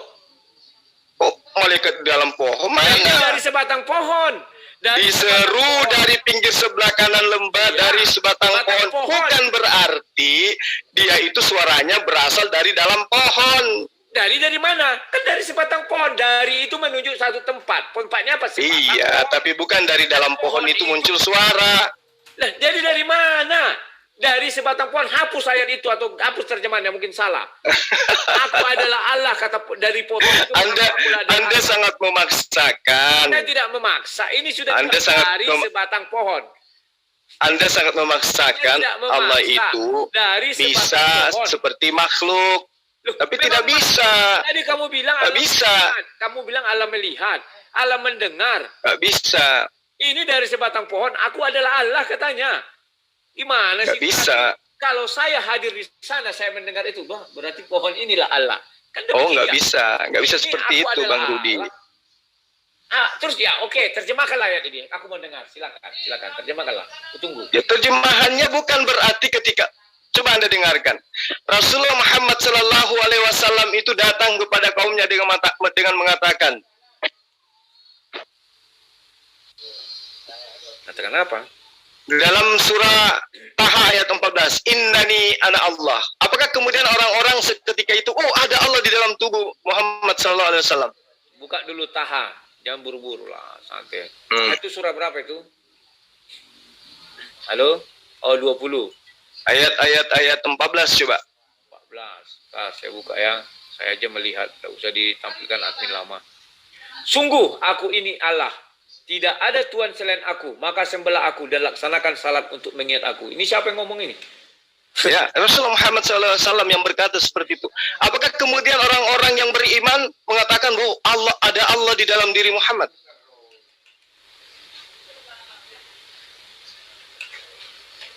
Ya kamu kenapa yang jawab? Sungguh. Nah, kalau dari ini itulah Allah. makanya saya katakan. Ini bukan sebentar. Ini bukan ucapan Nabi Muhammad ini. Firman. Terus Allah. siapa yang menyampaikan kepada sahabatnya ayat ini? Berarti menurutmu Al-Quran itu berisi ucapan Nabi Muhammad? Tidak kan? Itu firman Tuhan langsung. Firman Iya, Tuhan yang makanya saya "Sungguh, katakan, aku ini Allah." ketika Rasulullah Muhammad SAW mengucapkan kata itu, kalimat ini, firman ini kepada umatnya, apakah umatnya mengatakan bahwa, oh dia inilah Allah? Bedakan antara menyampaikan. Kalau ini pohon itu langsung berbicara. Sama dengan Musa. Sama ini juga, innani, Beda. sesungguhnya aku ini adalah Allah. Beda. Apa bedanya? Ini kan Apa Tuhan bedanya? berfirman kepada Nabi Muhammad. Aku ini adalah Allah, kata Allah kepada Nabi Muhammad. Nabi Muhammad menyampaikan kepada umatnya. Musa dari sebatang pohon berkata, akulah Allah. Bedakan. Maka Musa menyampaikan kepada umatnya dari sebatang pohon, katanya. Berarti kan pohon itu ada objek yang berbicara. Apakah Musa kemudian mengakui bahwa pohon itu adalah Tuhan? Iya, dia bilang, iya Tuhan. Kok tidak baca ayat itu? Di mana Tuhan, di mana situ Musa menyangkal hal itu?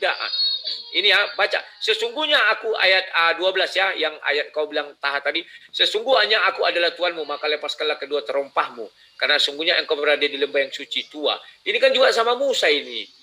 Iya, banyak dalil seperti itu.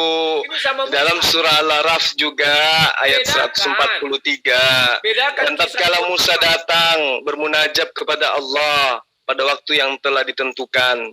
Dan kemudian Tuhan berfirman langsung kepadanya. Iya. Berkatalah Musa, ya Tuhanku, nampakkanlah diri engkau kepadaku, agar aku dapat melihat kepada engkau. Maka, Tuhan berfirman, ya, kamu sekali-kali tidak sanggup melihatku. ya.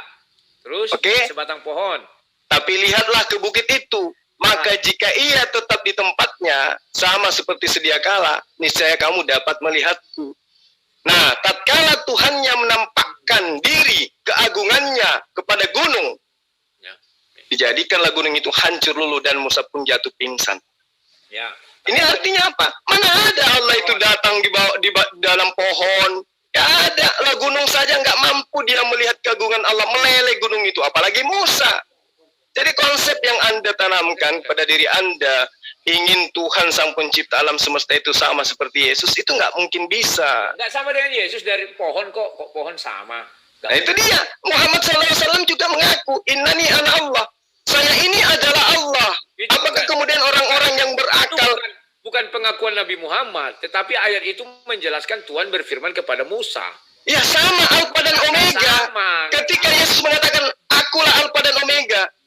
Baca ayat 1-nya. Inilah firman Yesus Kristus yang diwahyukan oleh Allah kepadanya. Sama. Sementara kalian menganggap bahwa Yesus itulah Alfa dan Omega. Berarti kamu mengakui bahwa Allah SWT tidak pernah berfirman kepada manusia, gitu ya. Yang ada adalah utusannya yang menyampaikan suara Allah SWT, firman suara, gitu ya. Halo? Oke, ya. Ya begitu atau bagaimana? Atau mau diralat? Rasulullah Muhammad SAW itu menerima wahyu.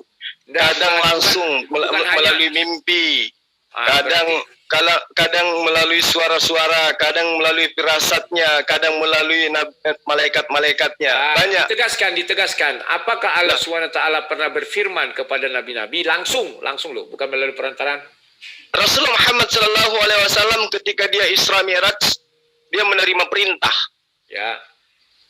Nah, itu langsung. Iya, langsung. Tapi dia tidak melihat wujud Sang Pencipta alam semesta. Allah langsung yang berfirman kepada dia. Artinya lagi-lagi dia bahwa manusia tidak sanggup mendengar suara Allah, udah salah ya, udah terbantahkan. Loh, itu di dunia. Ketika dia keluar dari dimensi yang berbeda, makanya dia diperjalankan ke pada langit ketujuh itu untuk mendengarkan firman Allah langsung. Oh, gitu. Nah, sekarang pertanyaan saya kepada Anda. Bukan, tunggu dulu dikit lagi nih. Kalau demikian itu firman Allah yang langsung. Kenapa tidak tertulis itu di Al-Quran? Coba jelaskan. Itu kan sudah dinyatakan perintah yang diterima itu adalah perintah sholat. Iya, kenapa tidak tertulis di Al-Quran mengenai 5 waktu itu? Kan itu negosiasi kan. Tuhan bilang 50, nggak sanggup, pergi dia ke Musa, maka terjadi negosiasi. Kenapa itu tidak ada di Al-Quran malah terjadi di hadis? Coba jelaskan. Perintah 5 waktu itu tidak dituliskan di dalam Al-Quran secara langsung satu ayat. Ya. Tetapi dia tersebar di ayat-ayat Al-Quran. Karena umat Islam itu ya diajarkan untuk mempelajari Al-Quran, maka dia kitabnya tidak sama seperti kitabnya orang lain, ya, dirunut seperti cerita. Artinya firman Tuhan yang asli itu ada di hadis, bukan di Al-Quran, kan demikian? Ada hadis qudsi, ya betul. Hadis qudsi ya, juga adalah hadis yang difirmankan, firman yang diterima oleh Rasul Muhammad SAW yang tidak dibukukan. Dibukukan juga lah, akhirnya jadi hadis. Kan demikian. Jadi hadis betul. Ya, karena hadis itu bukan perkataan Rasulullah SAW sendiri, tetapi adalah inspirasi wahyu dari Allah. Artinya kamu mengakui Al-Quran itu tidak berisi suara Allah langsung, yang berisi suara Allah langsung itu waktu di Sidratul Muntaha. Artinya Al-Quran hanya 5 ayat, begitu kan? Yang asli suara Tuhan, begitu. Barangkali karena Musa juga menerima itu. Ya sudah, aku nggak. Kalau Anda memahami bahwa Musa ketemu langsung dengan Allah sehingga ada kitab Taurat, ya mungkin Anda bisa membenarkan itu. Atau Yesus atau Lukas yang Anda katakan Anda mengimani. Ya ini saya kembalikan kepada Anda. Kalau Anda percaya bahwa Lukas pernah bertemu dengan Hasem, kemudian Anda kitabkan kitabnya karena pernah bertutup mata, ya silakan aja.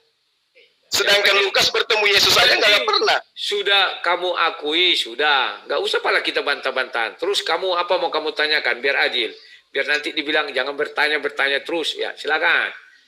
Sekarang saya tanya pertanyaan yang tadi. Kepada siapa Yesus menyembah? Yesus menyembah kepada Bapa di surga ketika Yesus di bumi. Berarti pada saat mereka saling menyembah satu sama lain, mereka berbeda.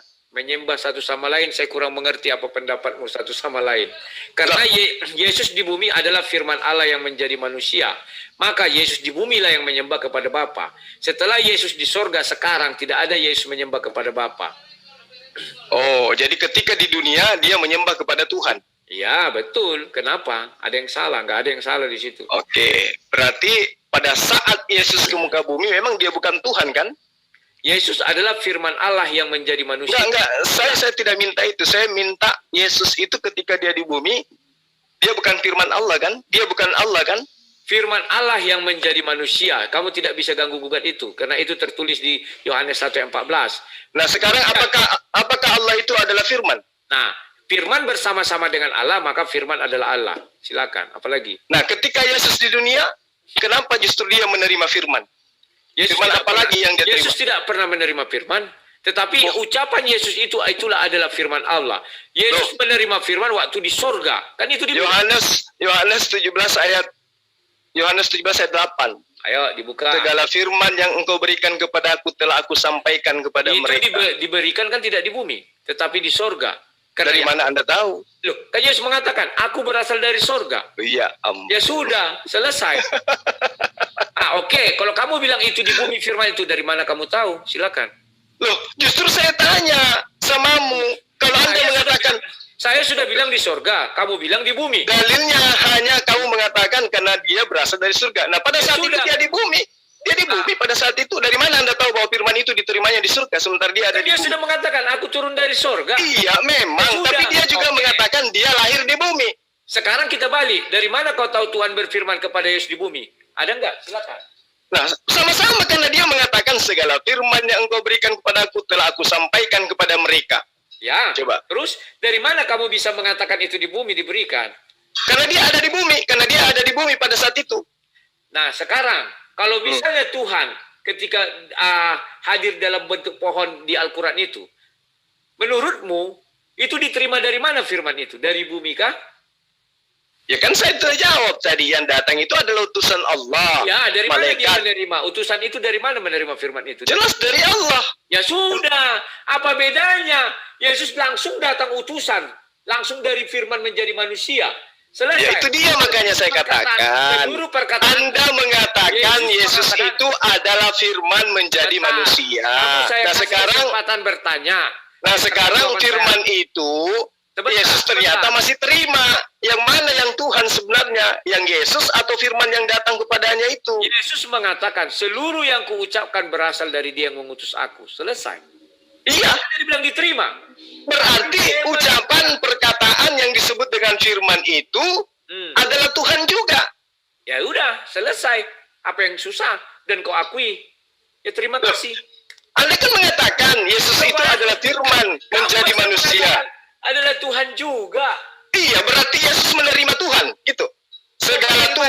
Segala Tuhan yang engkau berikan kepada aku Ya. telah aku sampaikan kepada mereka. Ya, terus apa? Berarti Tuhanmu ada berapa? Tuhan kami ya Nah, tetap satu. loh, kenapa dia katakan segala Tuhan yang engkau berikan kepada aku? Segala firman. Loh, kan tadi firman itu Tuhan katamu. Kalau bersama-sama dengan Tuhan, betul. Loh, jadi kalau firman itu keluar dari Tuhan bukan Tuhan lagi. Kalau firman itu keluar dari Tuhan menjadi buku, dituliskan di atas kertas. Enggak. Suci. Firman itu ketika dia terlontar dari Tuhan, apakah dia menjadi Tuhan? Ketika Musa mendengar, iya Tuhan katanya. Ya, Bukan Musa. Yesus mengatakan segala firman. Berarti segala Tuhan. Nah, ada berapa Tuhan yang diterima oleh Yesus? satu. Loh, kenapa dia mengatakan segala? Segala itu artinya... Artinya banyak firman. Firman itu satu kesatuan. Oh, asumsi lagi. Kok satu? Kok asumsi? Menurutmu firman Tuhan berapa banyak? Firman Tuhan itu berayat-ayat, Ya berkitab-kitab. sudah, banyak kan? Nah, sekarang berarti banyak. Berarti banyak kan Tuhanmu? Kok jadi banyak? Firman itu satu kesatuan yang keluar dari dalam Tuhan. Satu kesatuan gimana ceritanya?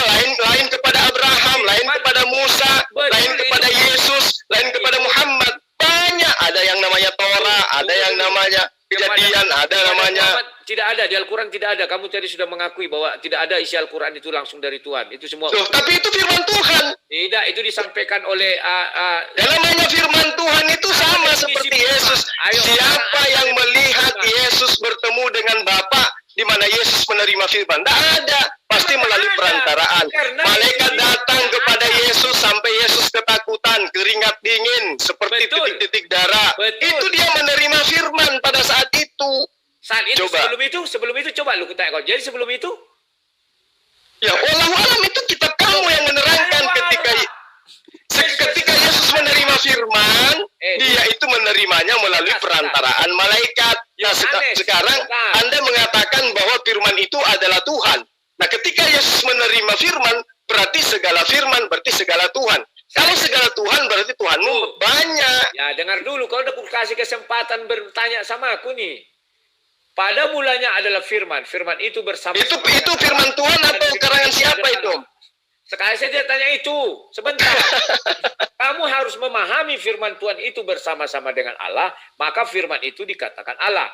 Ini percontohannya, ini sayangnya saya pakai Zoom ini. Coba tampilkan gambar saya tampilkan dulu. Halo. Enggak usah ajaran asumsi kayak gitu enggak laku bagi Yahudi, bagi Islam enggak laku ajaran-ajaran kayak gitu. Ini gambar saya. Sekarang saya utus gambar saya ini kepada kamu. Ya, tolong di layar si Palen juga gambar saya besarkan. Biar kalian tahu ini yang terjadi. Sekarang saya asumsi takia. Bukan takia. Sekarang ini takia, kamu bertakia karena Yesus mengatakan, sebentar. Tidak dapat berbuat apa-apa dari diriku sendiri. Betul. Nah, kan tidak dapat berbuat. Itu kan atas perintahku. Berarti dia bukan Tuhan, kan gitu. Itu aja kok sederhana. Tanya kamu Zuma, yang bicara ini siapa sekarang? Kutanya lu kok. Ya kamu yang berbicara. Ya, kenapa kamu bilang kamu si Rudi? Bilang aja dulu, Rudi bilang. Ya Rudi yang berbicara. Padahal aku enggak, kau lihat ini kan hanya suaraku kau dengar. Iya betul. Sekarang saya minta HP ini berbicara tanpa kau bicara, bisa nggak? HP ini berbicara, HP yang mana? HP saya ini, kan ini saya mendengarkan suaramu dari HP saya, sehingga ada yang saya katakan Rudi. Sekarang saya minta HP saya berbicara dengan suaranya sendiri, tanpa ada suara Rudi. Sebentar Zuma, inilah yang aku bilang kekeliruan. Kamu takia berarti. Tuhan kau samakan dengan makhluk. Sementara makhluk yang datang ketika dia ke bumi, dia mengatakan, aku tidak berkata-kata dari diriku sendiri. Apa yang aku katakan. Nah sekarang saya minta gambarmu ini berbicara tanpa bukan dari kamu. Bisa nggak? Saya sudah kasih kamu kesempatan berbicara. Lah saya juga kasih kesempatan kamu bicara, Rudi. Tidak ada, saya belum bertanya. Sudah lama kamu ini bertanya. Oh, dari tadi kamu bertanya. Loh, berapa menit? Kamu lebih dari saya kasih nih. Sama aja kan? Kamu bertanya dari menit pertama kau bertanya terus, bertanya terus. Makanya jangan kau mengatakan bahwa tadi kan saya menjelaskan. Saya juga menjelaskan, bukan cuma kamu yang menjelaskan. Bedanya kamu berasumsi, kamu bertakia, kamu matikan kamera lah, kamu mencontohkan Tuhan pencipta alam semesta dengan ini, mematikan kamera. Yesus, berarti ketika Yesus mati, Tuhan juga mati gitu. Tidak. Nah, sekarang ini HP mati di depan kamu, di depan saya ini gambarmu tidak ada. Sekarang mati. Mati. Ya tidak, itu buktinya bahwa di HP saya ini bukan kamu. Ini bukan kamu. Karena di HP saya ini mati sementara kamu tidak. Itulah Yesus. Yesus mati, Tuhan tidak mati. Bukti bahwa Yesus itu bukan kamu. Ya sudah, terima kasih. Saya enggak tenggelam dong. Nah, karena kamu yang di HP ini bukan kamu, Rudi. Ini hanya gambar kamu. Ini gambar kamu, ini bukan kamu. Ini HP. Makanya Yesus itu hanya ciptaan Tuhan. Ketika Yesus mati, Tuhannya tidak mati. Pakai otak.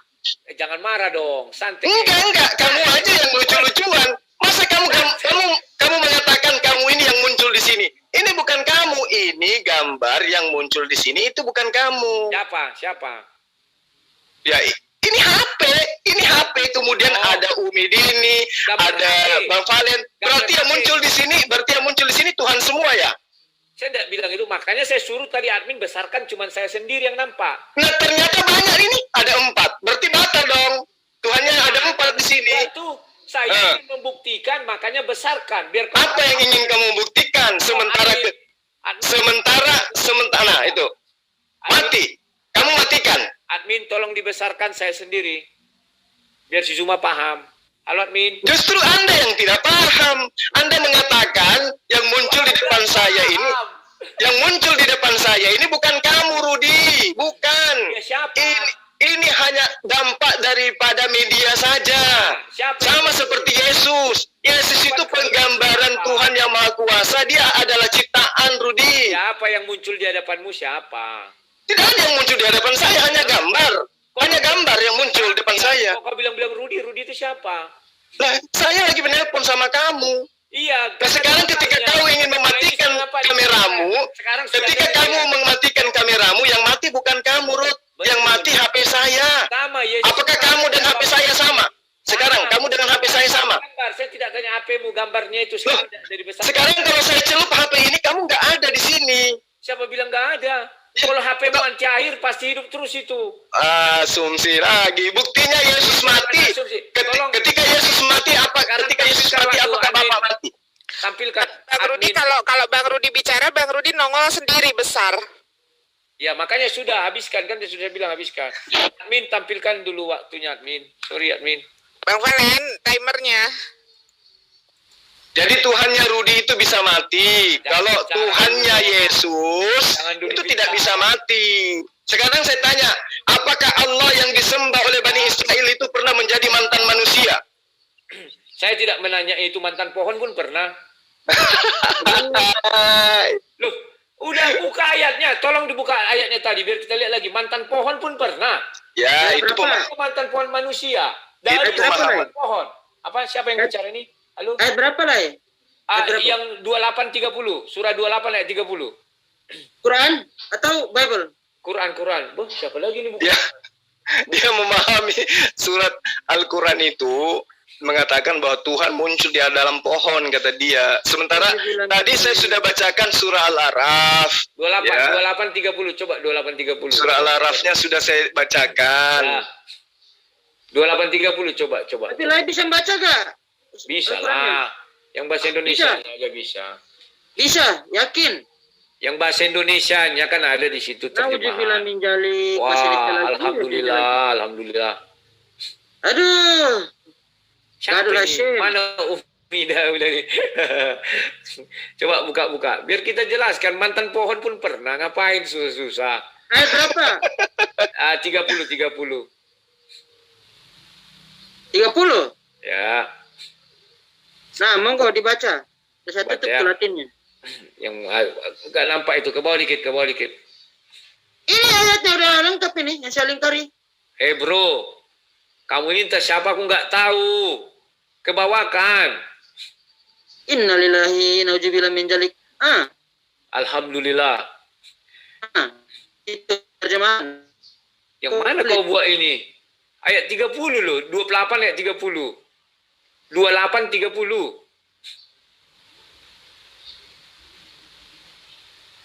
Halo admin. 28 ya? Ya, 28:30. Bingung aku entah siapa adminnya tadi, si Palen sekarang entah. Tunggu. Ini agak lain. 28:30. Jangan kepanasan dong. Oh, santai. ya, aku santai. Ini Bang Rudi, Bang Valen lagi sakit, makanya diganti. Sakit apa?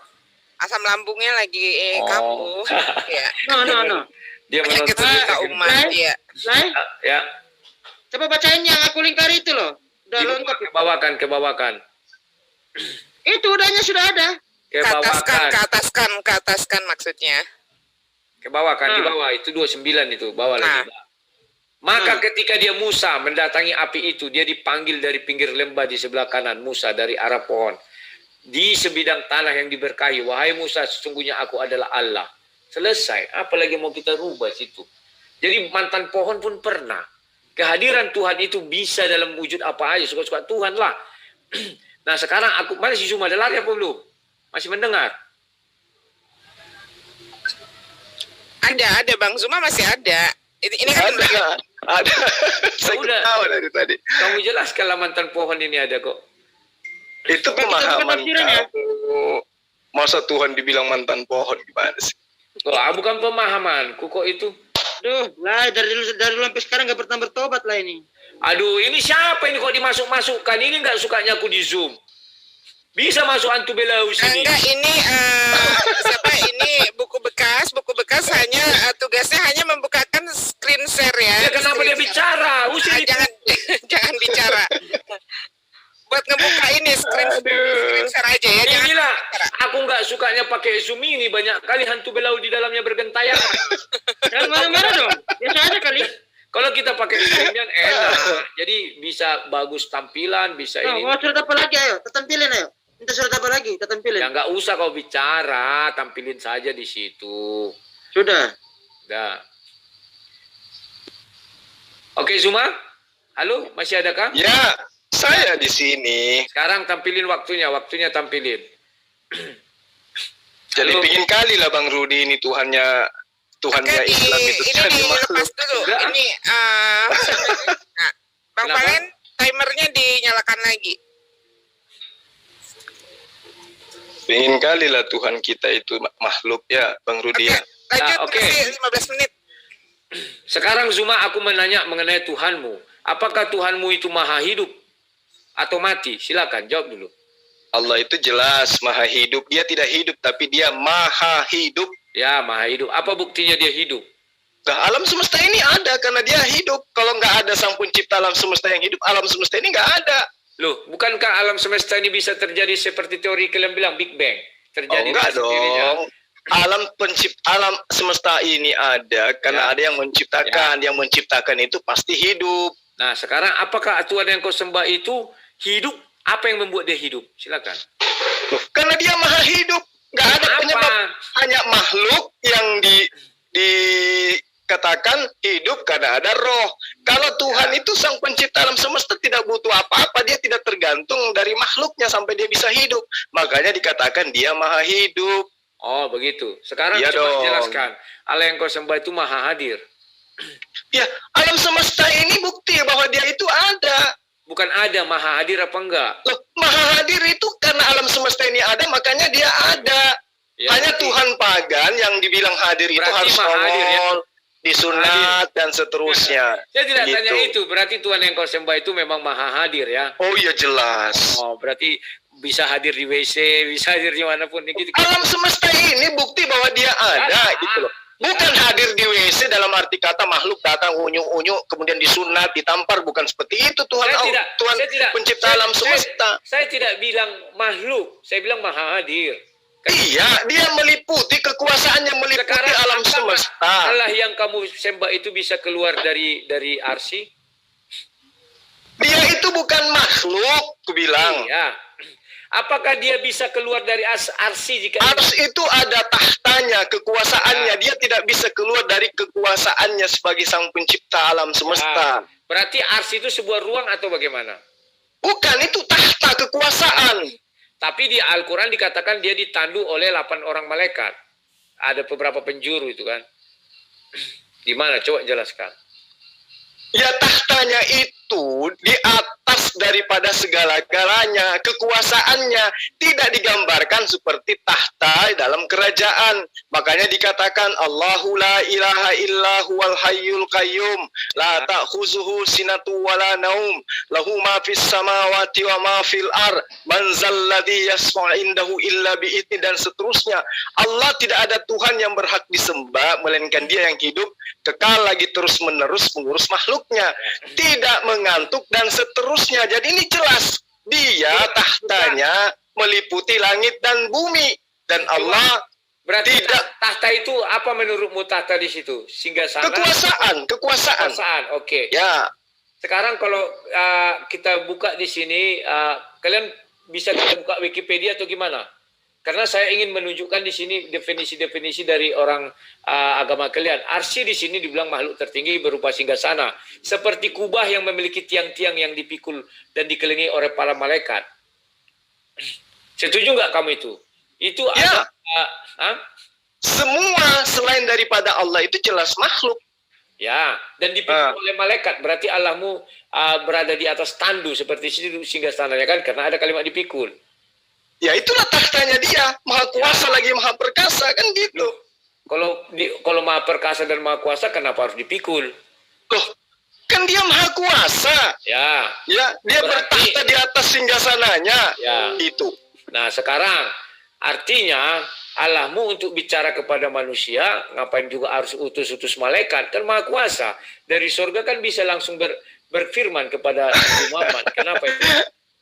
Kitabmu sudah menjawabnya, tidak ada manusia yang dapat mendengarkan suara Tuhan. Siapa bilang nggak ada? Itu kan konteksnya ketika Yesus di bumi memang nggak ada mendengarnya. Ya, Tapi justru itulah kita sedang di bumi, kawan. Ketika Yesus di bumi, bukan ketika Iya, Yesus di surga. sekarang kita ini Ketika sedang di Yesus bumi, surga. Enggak. makanya kita tidak bisa mendengarkan suaranya. Maksudnya, ketika Yesus di sorga, itu berfirman kepada Musa, kan Musa mendengar suara Tuhan. Sekarang aku tanya kau, jangan kau sama-samakan dengan Tuhanku, biarlah, oke. Loh, saya tidak samakan dengan Tuhanmu. Saya cuma mengatakan Tuhan yang Bani Israel sembah itu adalah Tuhan kami. Ya. Makanya saya tanya, dari awal saya ajarkan kepadamu, Tuhanmu itu dari mana? Kenapa bisa berubah jadi manusia? Kamu bilang Tuhan yang kamu sembah adalah Tuhan yang disembah orang Israel. Apa buktinya? Loh, buktinya kan sudah jelas, dalilnya sudah saya terangkan samamu di awal. Silakan. Astagfirullahaladzim. Dalilnya apa? Silakan. Di dalam Al-Quran, tahta Allah meliputi langit dan bumi, dan tidak ada yang merasa berat, dia tidak merasa berat memelihara keduanya. Disebut Al-Ulum Maha Tinggi. Kejadian 14 ayat 18 Al-Lion Allah Maha Tinggi. Al-Baqarah 133. 255 juga. Udah jelas kok. Semua Tuhan-Tuhan mengakui itu, semua agama mengakui itu. Allahnya pencipta langit dan bumi. Sekarang ya memang sekarang Tuhan mana yang benar? Saya kan itu orang semua menuhankan Tuhan yang diakuinya Maha Kuasa. Nah sekarang apa bukti Tuhanmu Maha Kuasa? Jangan kau bilang Tuhan Yahudi, Tuhan kami. Tuhan kami mengutus Abraham, mengutus Musa, mengutus Yesus. Mana ada Tuhan mengutus Abraham? Ibrahim bukan Abraham. Kenapa kamu mau membatasi? Tuhan kamu itu beda. Ibrahim bukan Tuhan Abraham. Kamu itu beda. Ibrahim bukan Abraham. Mana ada Tuhanmu mengutus Abraham? Ya itu menurutmu ya, suka-suka kamu lah. Nah sekarang, kok suka-suka kamu? Abraham bapaknya siapa? Ibrahim bapaknya siapa? Sekarang saya tanya, mengapa Tuhan di dalam Taurat itu mana? Akulah adalah Allah Abraham, Ishak dan Yakub. Kenapa tidak dikatakan Allah Abraham, Ismail, Ishak dan Yakub? Coba jelaskan. Aku mau tahu. Ya, karena pada saat itu yang dipanggil untuk mengenal Allah hanya dari keturunan Abraham dari sisi Ishak. Kok dari sisi Ishak? Orang jelas-jelas Ismail saat itu sudah ada. Iya memang. Terus kenapa jelas tidak ada itu. dari Ismail tidak ada nabi?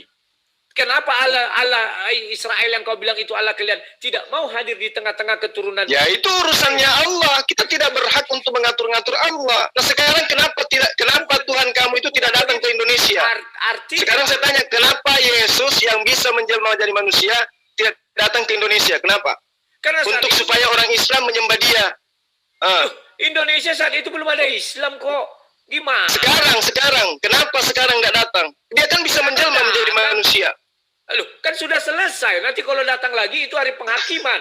Kan dibilang di kisah para Rasul 1. Kamu melihat dia naik seperti sekarang, maka kamu akan melihat dia turun seperti itu. Sekarang aku tanya kamu. Kamu selalu mengatakan Allahmu Maha Kuasa. Kenapa tidak dibuat agama di dunia ini hanya Islam saja? Coba jelaskan.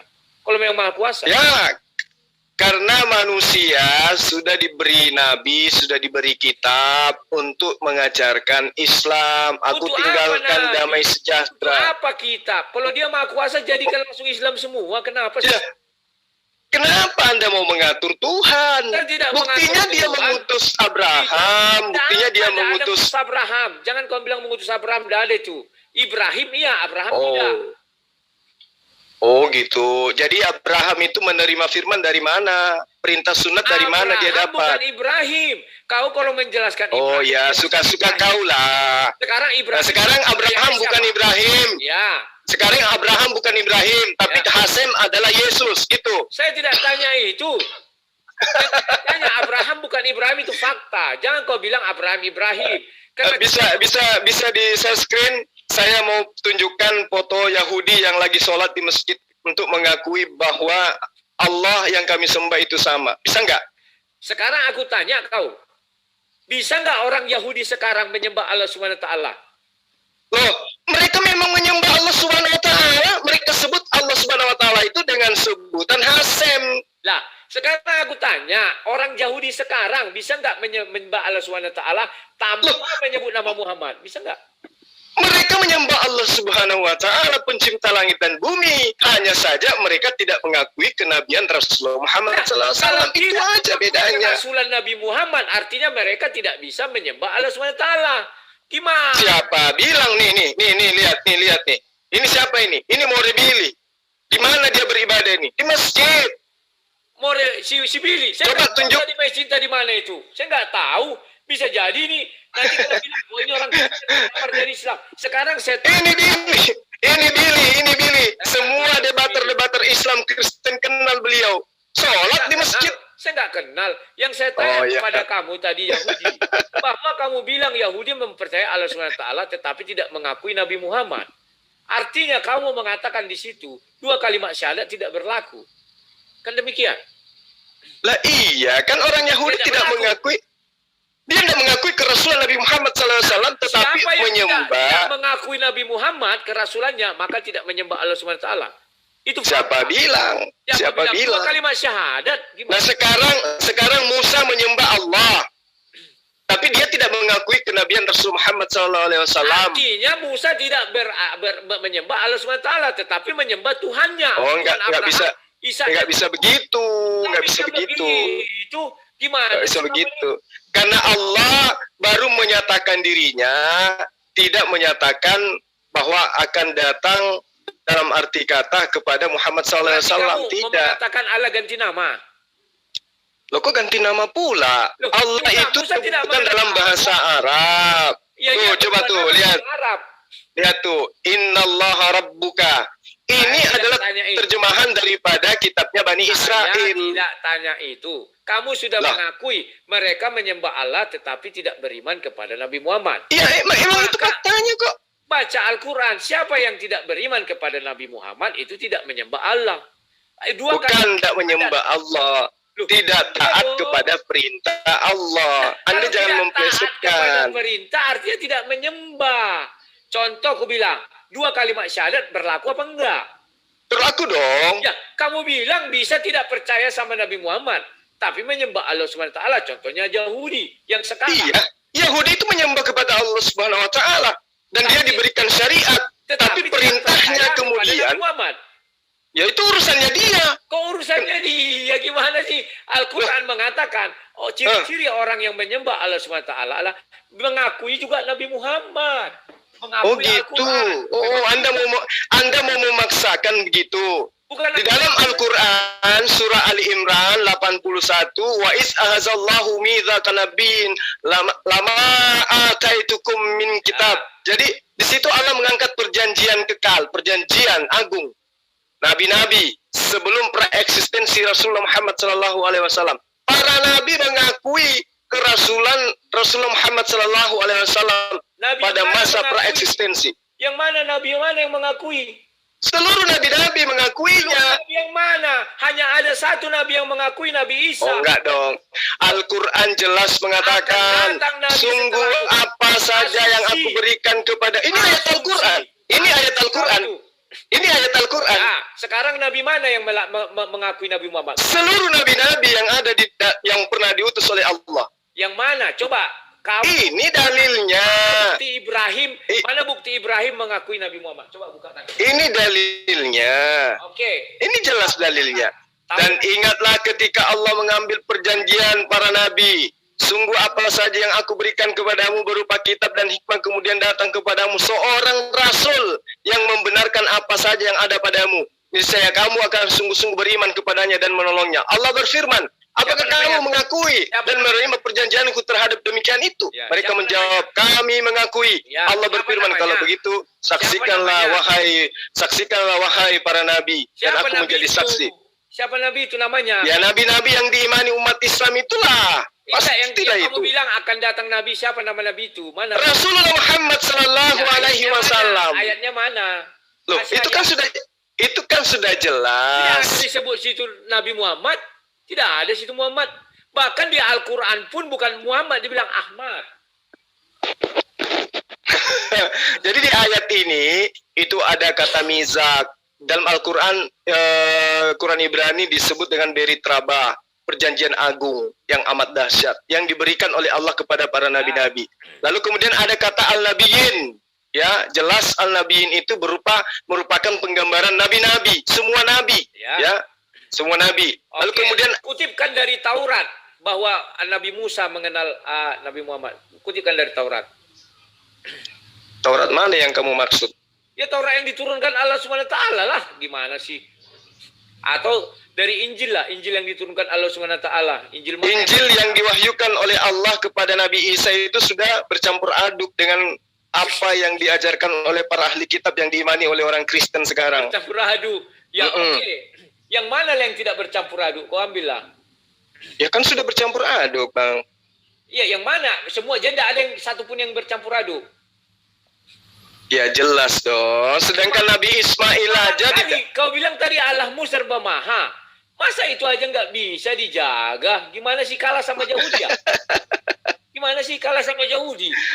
Allah itu maha bukan berarti dalam hal seperti itu, Bang Rudi. Masa nggak bisa menjaga itu? Tinggal setengah menit lagi sesi. Sekarang saya tanya Bang Rudi. Allah memerintahkan Adam di Taman Eden untuk taat, jangan mendekati pohon huldi, pohon ilmu pengetahuan. Mampu enggak Allah Anda itu menjaga supaya Adam tidak mendekati pohon huldi, pohon ilmu Itulah hebatnya pengetahuan? Kristen. Dijelaskan manusia punya kehendak bebas. Saya tidak Giliran kayak gitu, giliran kayak gitu Kristen yang hebat. Memang Kristen itu hebat, hebat memang karena dia mampu menciptakan sosok Tuhan dari manusia. Itulah hebatnya Kristen. Tidak Dia mampu menciptakan Tuhan dari manusia. Terima kasih Bang Oke, Rudi, Bang ya, Zuma. ya, Waktu ya, 45 menit, sesi ketiga telah berakhir. Ini juga pertanda dialog head to head hari ini telah berakhir juga ya.